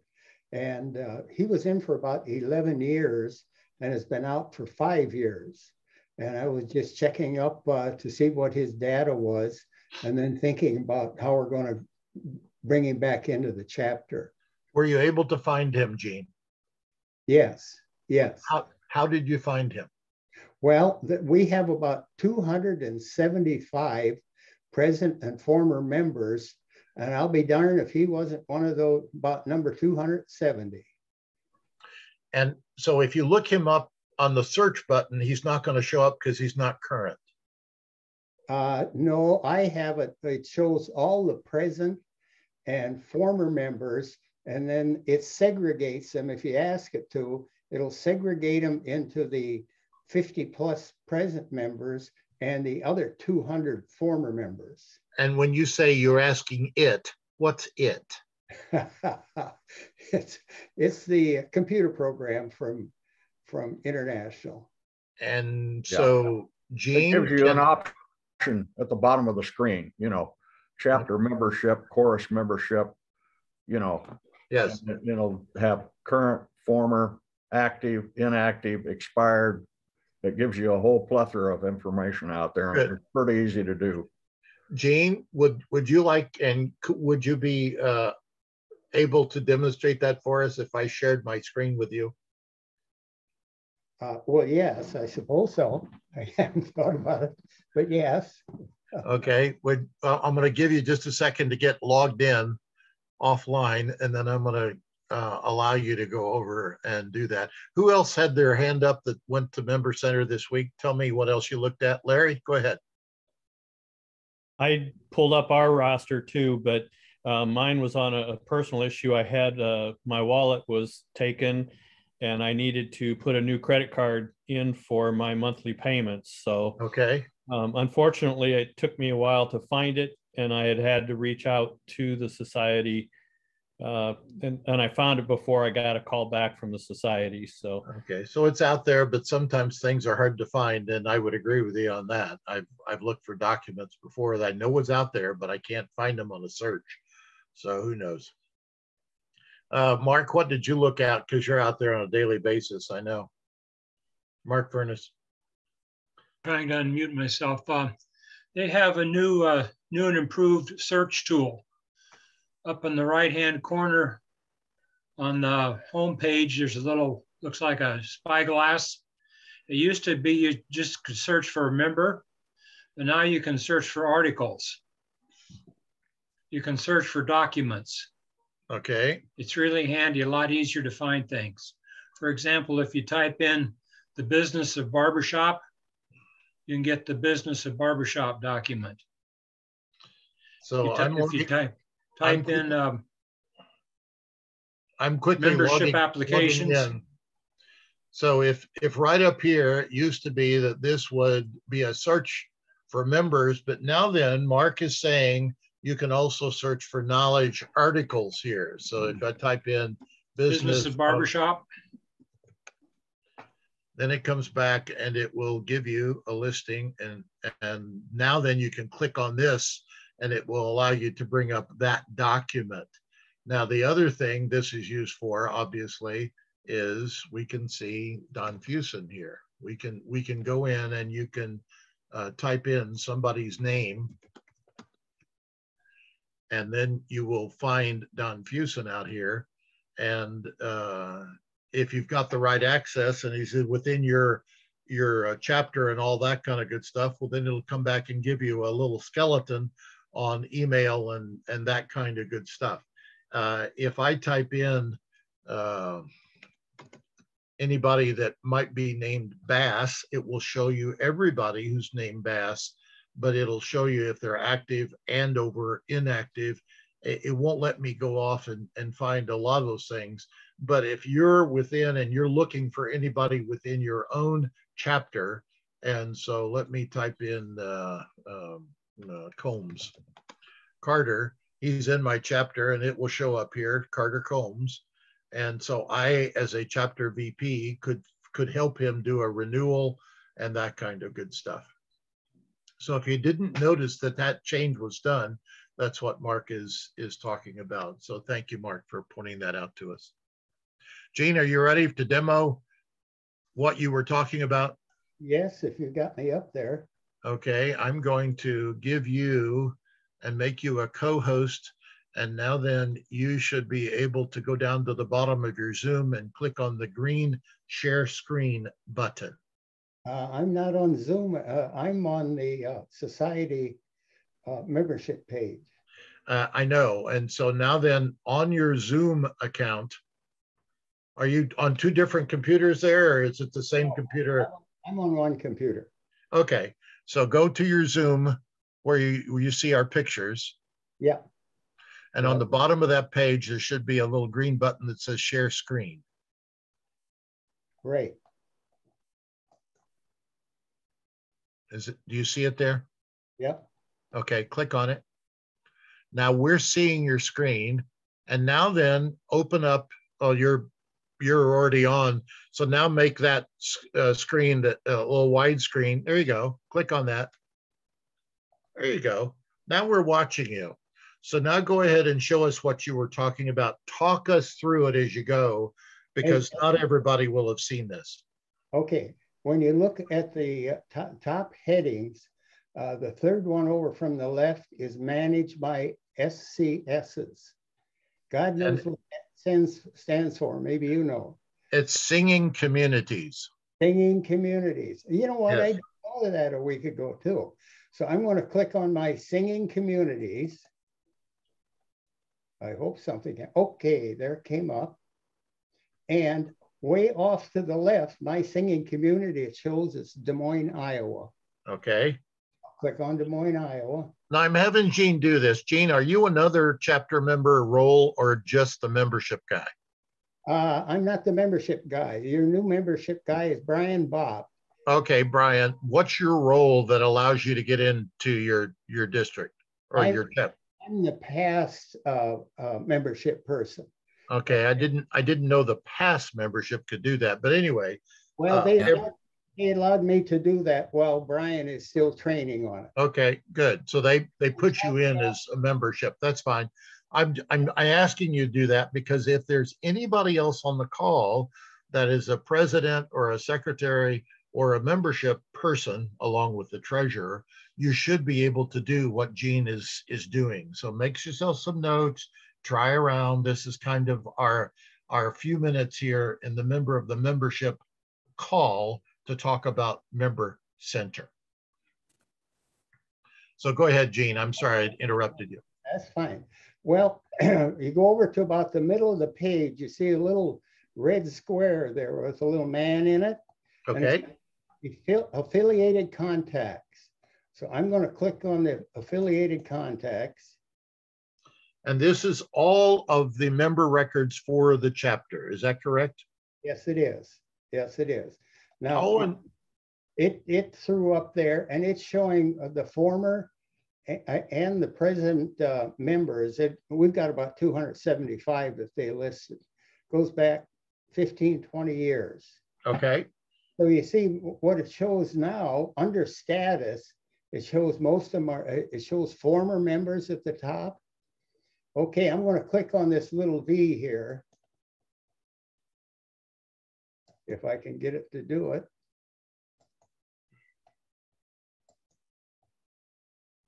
And it switched it around to show all our current members. And then at the bottom, it's going to show all of our former members. Okay, so you changed the sort. Yeah, I changed the status up there. Okay.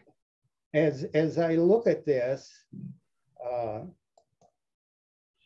can't find, I'm not finding everything I'm looking for here. I haven't been on this for about a week. Okay. I'm looking to get to the bottom of these members, and I have forgotten how to do it. Let me use the scroll bar on the right. Over on the right, just pull that scroll bar down. No, farther to the right in the white area, farther down, down, down, no. Down, you're getting more giddy. Oh, I see.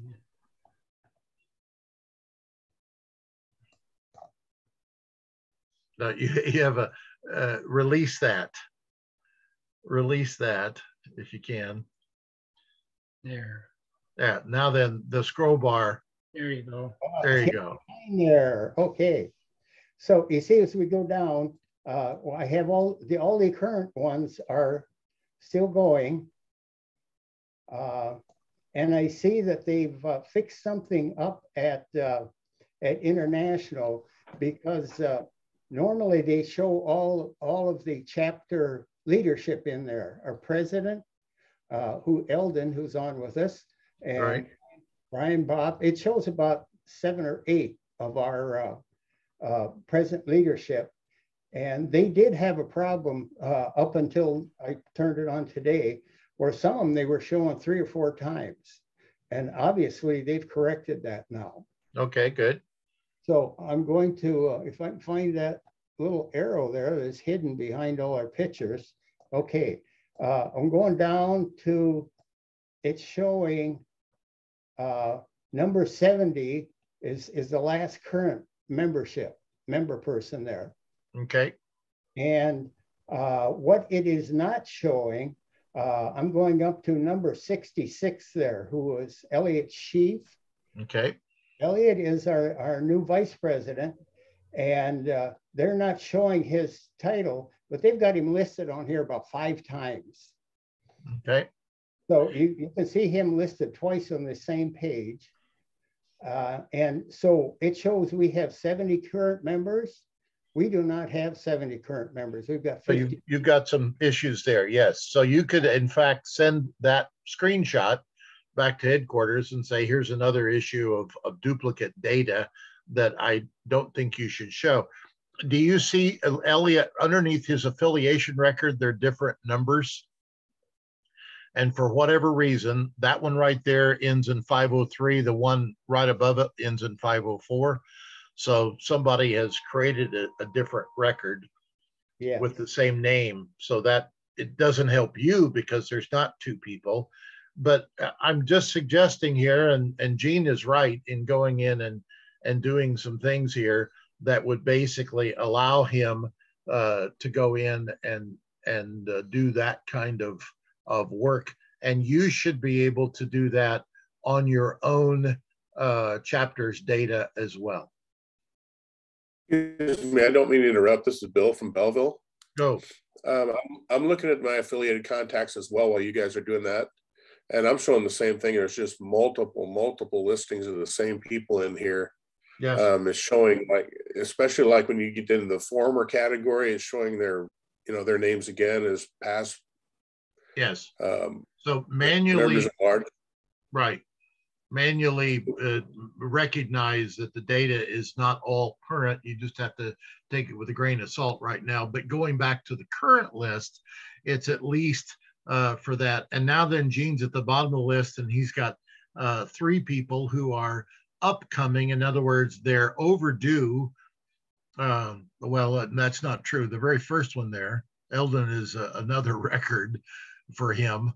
So that one expired in 2021. The other 2 look like they're future additions. So, take it with a grain of salt, but there's data out there to look at. Now, the second thing. Everything isn't perfect here, but they're working on it all the time. And yeah, I know. I got on it. It's corrected a lot of things. Yeah. Can we edit this stuff on our own? You cannot. You can go in and still do your edits for chapter leaders. And put in new chapter leaders and put in their effective dates. And, if somebody's in there that wasn't added for the 2022 year, you should go ahead and create a new chapter leader on that. Gene, if I can have you do something here, how do I have you reverse? I can't get out for you. Go down, Gene, and the back arrow. The back arrow. I want to retain control of his screen here. Yeah. How do I do that? That's the other. Oh, yeah, I can do it right there. Good for you. Should be an unshare. So I'm back. I'm back to that. So I'm back on my screen now. Then can you all see this? And so if I go in on the Kansas City chapter and do the same thing, I can find affiliated contacts. The other thing down here on the bottom is I can do this the files right here, a chapter report file that comes out twice a month, normally about the 1st and the 15th. Except January, but we're past that. And so here's the chapter report. This now then downloads, and Bill, maybe this is more important from your point of view. This can download, and I'm going to open it. It is in Excel. You have to be able to be an Excel user, but it will now open this thing that shows you these kind of predetermined sections of your chapter roster data. And you'll find that the last 2 or 3 have financial implications. So you can ask your chapter treasurer if they know that. And otherwise, here's your active chorus roster right here. And look what this tells me. This is the Kansas City chapter, but here's a bunch of yearly one-time payment. And these are the guys that I should not worry about, because every month, as Larry said, I think Larry, they'll always show that they're due at the end of the month, but then they get pushed out another month and they get billed their $6.73 or whatever else it is. Okay. If you go over to the active chapter, this is about the same thing, but now then it will stop and only show you the current roster people who are out there, the active. And I don't have 68 singers. I've got 68 on the roster. And then if on a good night, I'll get 25 to come sing. I've got people here like Roy Manaday, who still sings during the day, but he doesn't come out at night. I have John and JP Marshall, who live in Iowa. I have Raymond Schwarzkopf, who lives in Chicago. These are people that in prior years, here's Doc Jepson that lives in Lincoln or Omaha, wherever he is up there, that used to be on our chapter active roster, who have continued to keep their current membership, but they're out of town or they no longer participate. So why would you have those people out there? Well, they pay chapter dues. That's a minor part, but they're part of the extended family. And so on an alumni night, especially with some of those, we could invite them to come back, bring their whole quartet, and entertain us as a part of a chapter program. Who knows? The membership, all then down here at the bottom, will not only do the current, but also we'll get into the long list of former guys. And again, Gene, to find this, you have to go back to the bottom portion of that same chapter roster there. But under the affiliated is another section here, tells you about member dues, what we charge when we last changed it.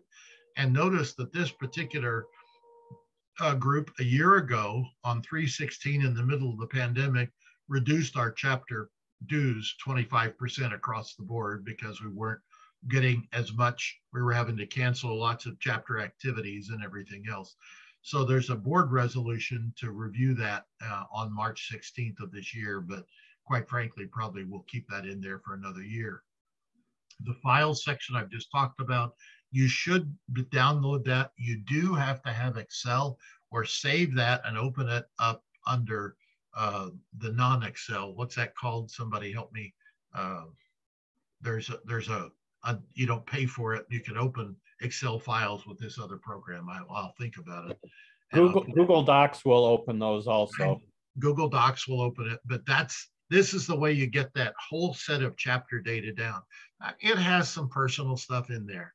You guys are smart enough not to proliferate that and not use it for marketing and all that kind of good stuff. That's headquarters is very concerned about that. But in your chapter leadership role, that's the only place perhaps that you can find their home phone number. You can especially look at this report. What I use it for is to look at the people who are coming up to renew ahead of time And I know if I've had problems with them in past years, then I need to call them ahead of time and say, you know, as soon as you get your email 60 days ahead of your renewal, well, then you can go ahead and renew and save yourself some hassle, 10%, 5%, whatever, and save me from having to rescue you after the fact in a positive, very collaborative kind of way. Okay. So there's lots of things out there. Mark Furness would tell you there's lots of other documents. There's good videos to show you how to do things. I want to pay for a member. The member comes and says, Don, I don't know how to do this. Would you do it for me? Here's my credit card. And you can do that online, but you have to put in the member's address, because otherwise it will think it's your address on the member's card and it won't accept it because your address of record is not the same as the billing on that credit card. So there's lots of things that are out there that are capable for you to reference as a membership VP, and then to take to your board meeting and say, Mr. Chapter President, I either need some help here, or this is something that we need to put into our overall program plan, so I don't have so many people that are in here for just 2 months, all that kind of good stuff. There was one other thing there that says, you know, the youth involved for the post-secondary education, even though they only be there for a year or two, I would encourage those people to reach back out to some of their friends. And you're only here for a year. Let's get you in a quartet. Oh, here's a tenor from the chorus, but you've got 3 other people. Let's get you signed up, do something, recruit that 4th guy, get him involved in a youth quartet. Then no matter where they go, they have that experience with you, and hopefully they'll join a chorus or a quartet where they're going to wind up going. And in the meantime, you've shown to your membership that we can engage youth folks. It's just a matter of marketing ourselves in our community slightly differently. On your chapter shows, go ahead. If you've got a group that has to have a membership night as opposed to all year membership. Yes. How do you advertise for it? There are several ways, none of which will be a silver bullet, Becky, but you'll create some flyers, you'll put them up and say, come to sing, come have a good time with us on a night. It's going to be this kind of a night. You're going to have coffee or tea or punch and cookies and everything. It's got to be a social event. You might have to teach them a little bit about what close harmony barbershop singing is all about, but don't worry. Here's a simple song. Start off with a tag, perhaps, and just, you know, do some warm up and pitch matching so that the guests know that they can do those kind of skill sets. You will also get a guest that says, oh, I sing in the shower all the time, and you sit next to them. And as Steve Walton would tell me, as we both try and sing the baritone part, Steve very, very caringly says, Don, you learned the wrong notes. And, once in a while. Once Not in a often. while. And somebody that comes in that can't match pitch, that's an issue. So there's things out there that if you want to work with them to teach people how to match pitch, but maybe on a guest night, that's not what you're going to get involved in. So marketing is the key to a successful guest night. Facebook posts will only reach the people that you already know. It doesn't reach the community that you're trying to break into. So the real key is for flyers going in your favorite supermarket, in your hair salon, and your butcher shop, or wherever else it might be, reaching, you know, out to those folks. There have even been people who have taken local community choruses and high school listings from past yearbooks, if you can find some, and tracking down people and saying, oh, you live in town still. 10 years ago, you were over at the junior college, and I saw your picture on stage with the chorus at the time. Would you like to come back and come sing with us for an evening and have some fun? And I think any or all those things are things you have to try. Now, you know, if you preach to your current members, everybody's responsible for inviting all their friends. You will quickly hear the common response, I've invited all the friends I have.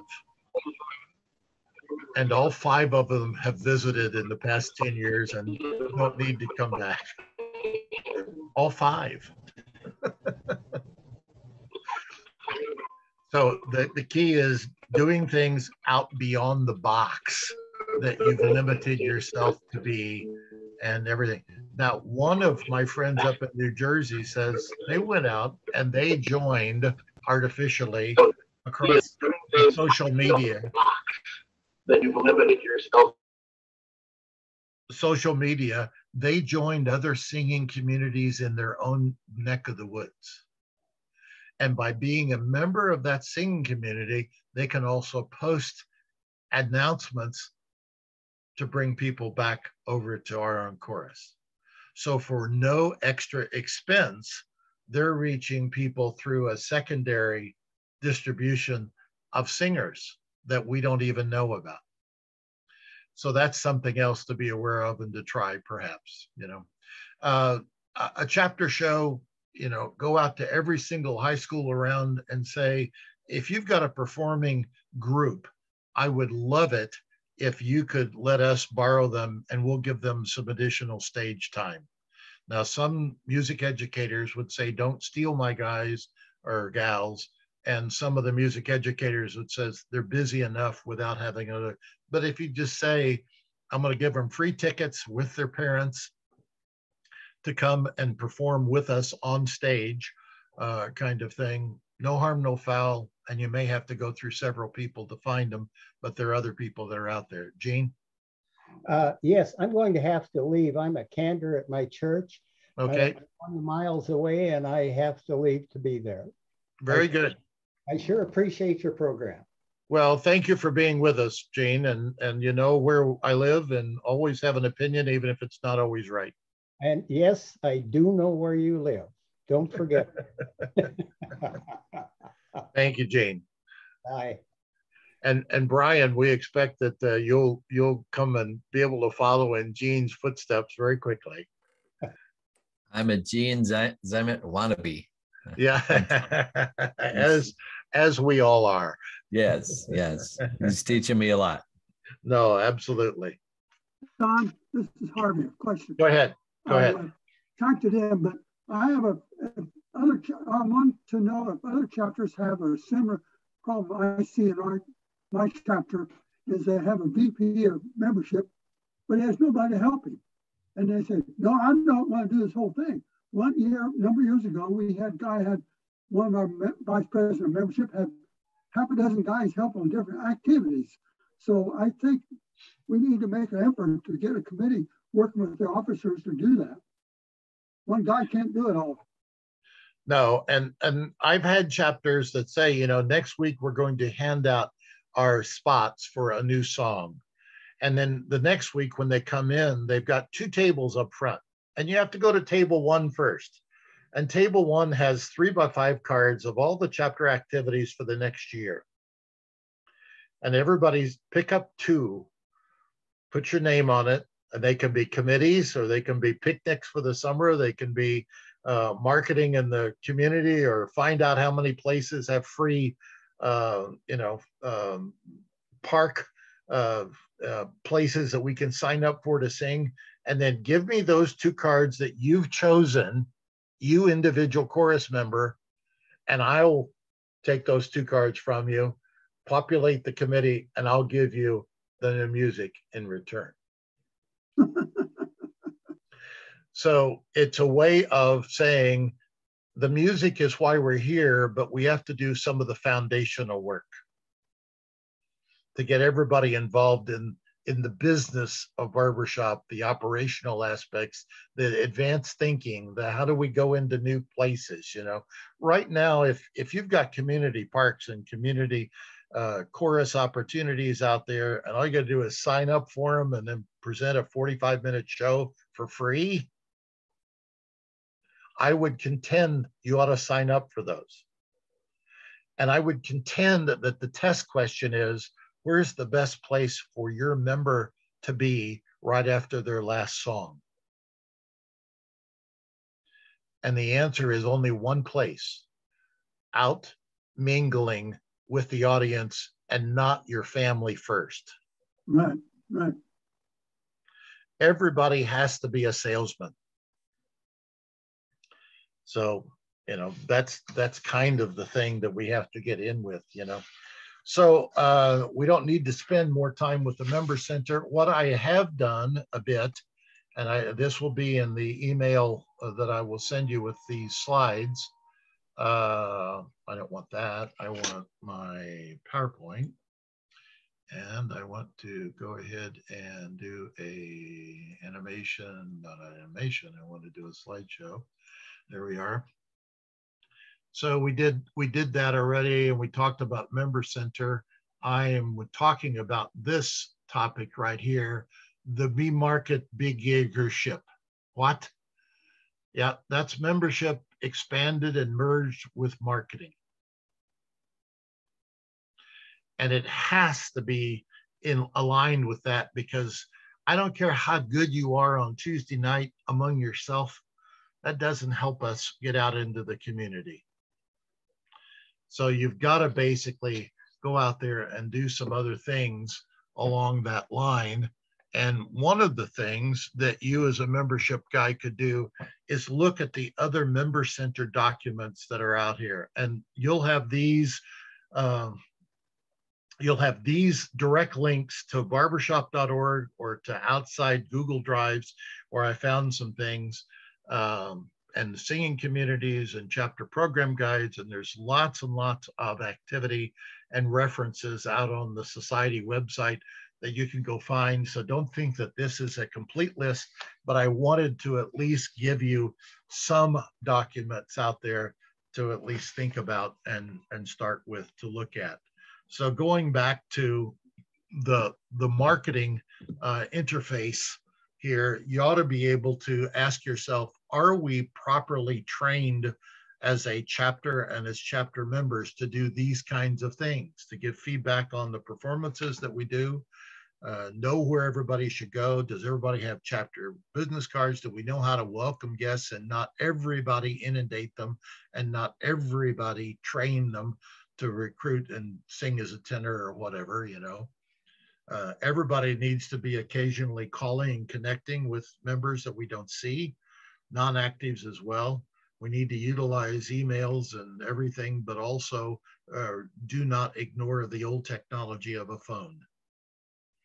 And then we mentioned very, very briefly the flyers and the social interactions. I put in a couple of other just random slides that you'll see here as I was thinking about what kind of topics that we could have and how much time we would have to talk about these things. So these are kind of introductory topics that could be another full hour or so on some of these things.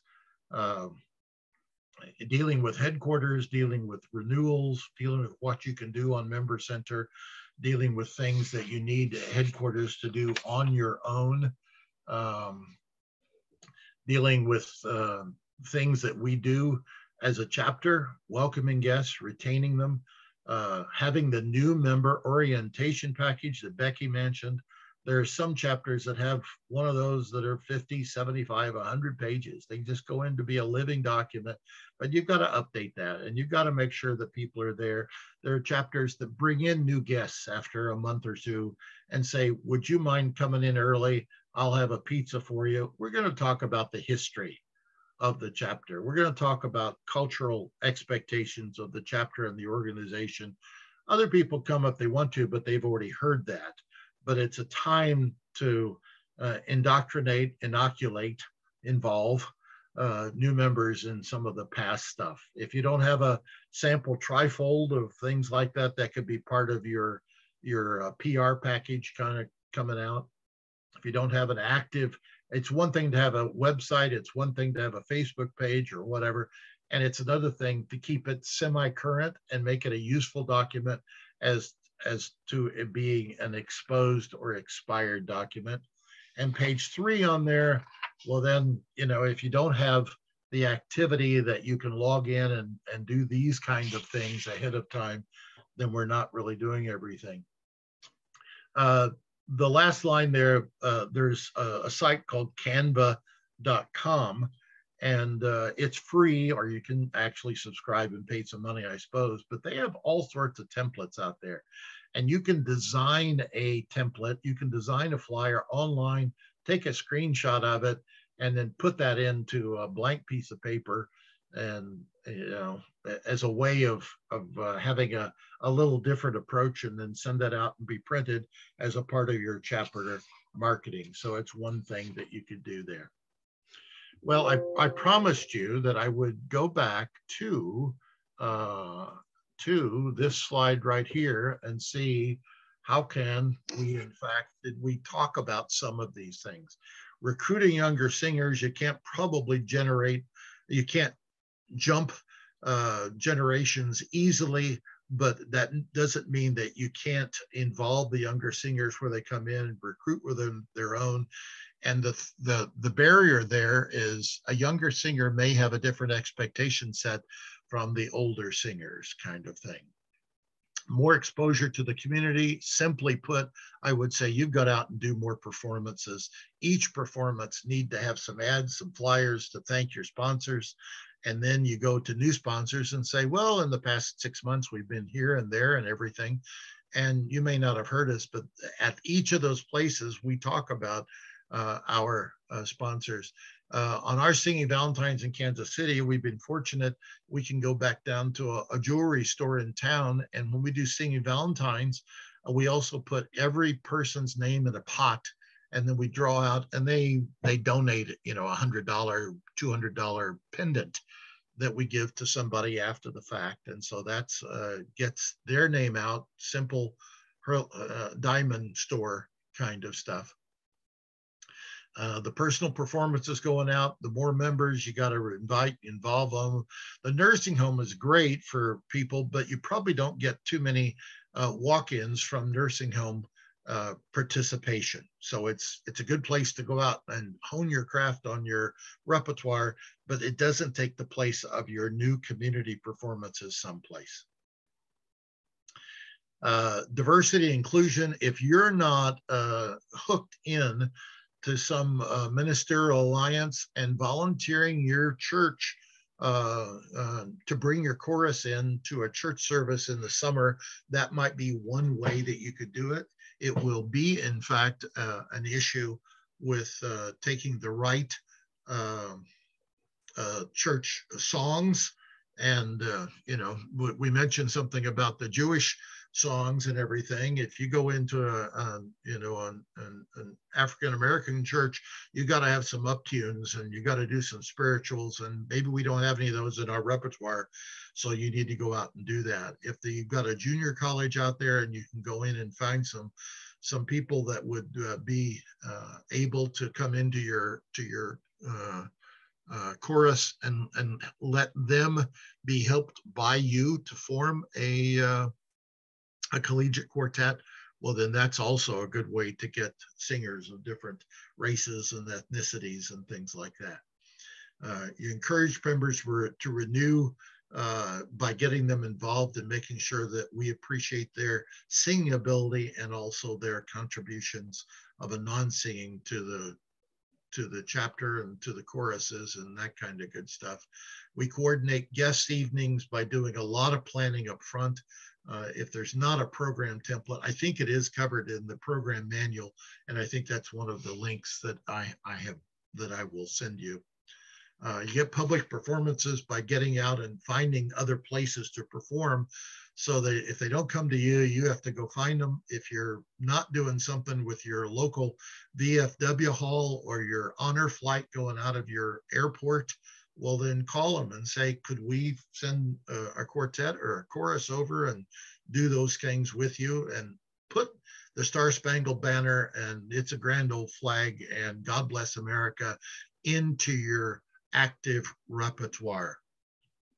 the worst thing you could do would be to have the opportunity for somebody to sing, I want you to come over to the Little League World Series, and then I haven't sung the Star Spangled Banner for 6 months and I need to go back and relearn it, type of thing.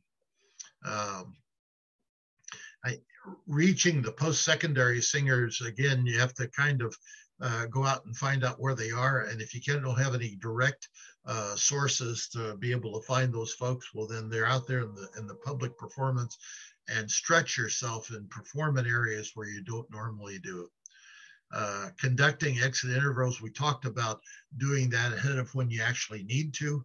And if a non-renewing person is going to be there, you probably know about that before they're overdue. So monitor your active engagement during the previous year and talk to them ahead of time. And you're going to know what they're going to say on their exit interview, whether it's health or work got in the way, or whether they weren't having any fun. And you've got to ask them, well, what's your definition of fun? Well, we used to do that, and then we got away from it because we changed directors, or we have we have COVID. We can't do that long distance. We have to wait to come back in person. Well, when you come back in person, and if you're not back in person yet, you have to really plan the first 2 or 3 rehearsals very, very detailedly, so that you've got a lot of activities that'll meet the needs of lots of good people. And then Joe was talking about in Topeka having a poster board that he puts out. Need to add the sponsors to that, have 2 or 3 kind of thing, update any of your PR materials that you have, take pictures of new members in costumes, have costume nights, take pictures of the chorus in Western wear and Halloween costumes, in holiday suits and elf costumes, in every single national holiday that you want to put out there, so that somebody looking at your Facebook page or whatever is saying, these guys just look like they're having too much fun not to at least go visit. So I will try and capture the folks that have been on the call here, and we'll look you up and go out and send you a PDF file of the materials that I've sent you, or I've looked at on the slides with you, if that will be fine. And I'm always available for you to respond to to my emails any way that I send you. If you have additional questions or whatever, I'd be glad to engage you along that line. If you need me to come along, or any other district leader, to one of your chapter board meetings on a particular night, we can arrange to do that and support you in whatever role it is. And so we want to do that. Dwayne's back shaking his head, so that he told me to say that. So. Hey, Don, this is Harvey. How will we get, will a recording of this be sent to us as well? So, because you had comments that's not on your outline. As I normally do, we'll have to figure out, I know it's recording, so we'll get something, and we'll probably try and post that out on an unnamed site so that you don't have to get involved there. But I'll have to ask Brett how the planning is for that. Dwayne, I know we've talked about that, but I don't have the answer for Harvey today, but we'll work on that. Thank you. And for all the people that I don't know necessarily, Brian, thanks for stepping in to do what you're doing. Keith Hammonds from Papillion there, Sarpy, Rich Johnson, as you're now, looks like you're no longer in your car. That's good. But thank you for being with us when you were there. Roger, I haven't met, and up north there. And, hopefully it's been meaningful to you. David, that we know. And then Tom from Belleville guys, Bill Rathman and Tom, we're glad that you were able to join us here. Yeah, thanks for putting up with my questions and for sharing with us. We appreciate it. Not a problem. And Jim Tanis, we had your name up here for the 2 hours. And if you're ever in the Hayes area when they have a show coming up in April, you will be well served to drop in on the Hayes chapter. They do a good job.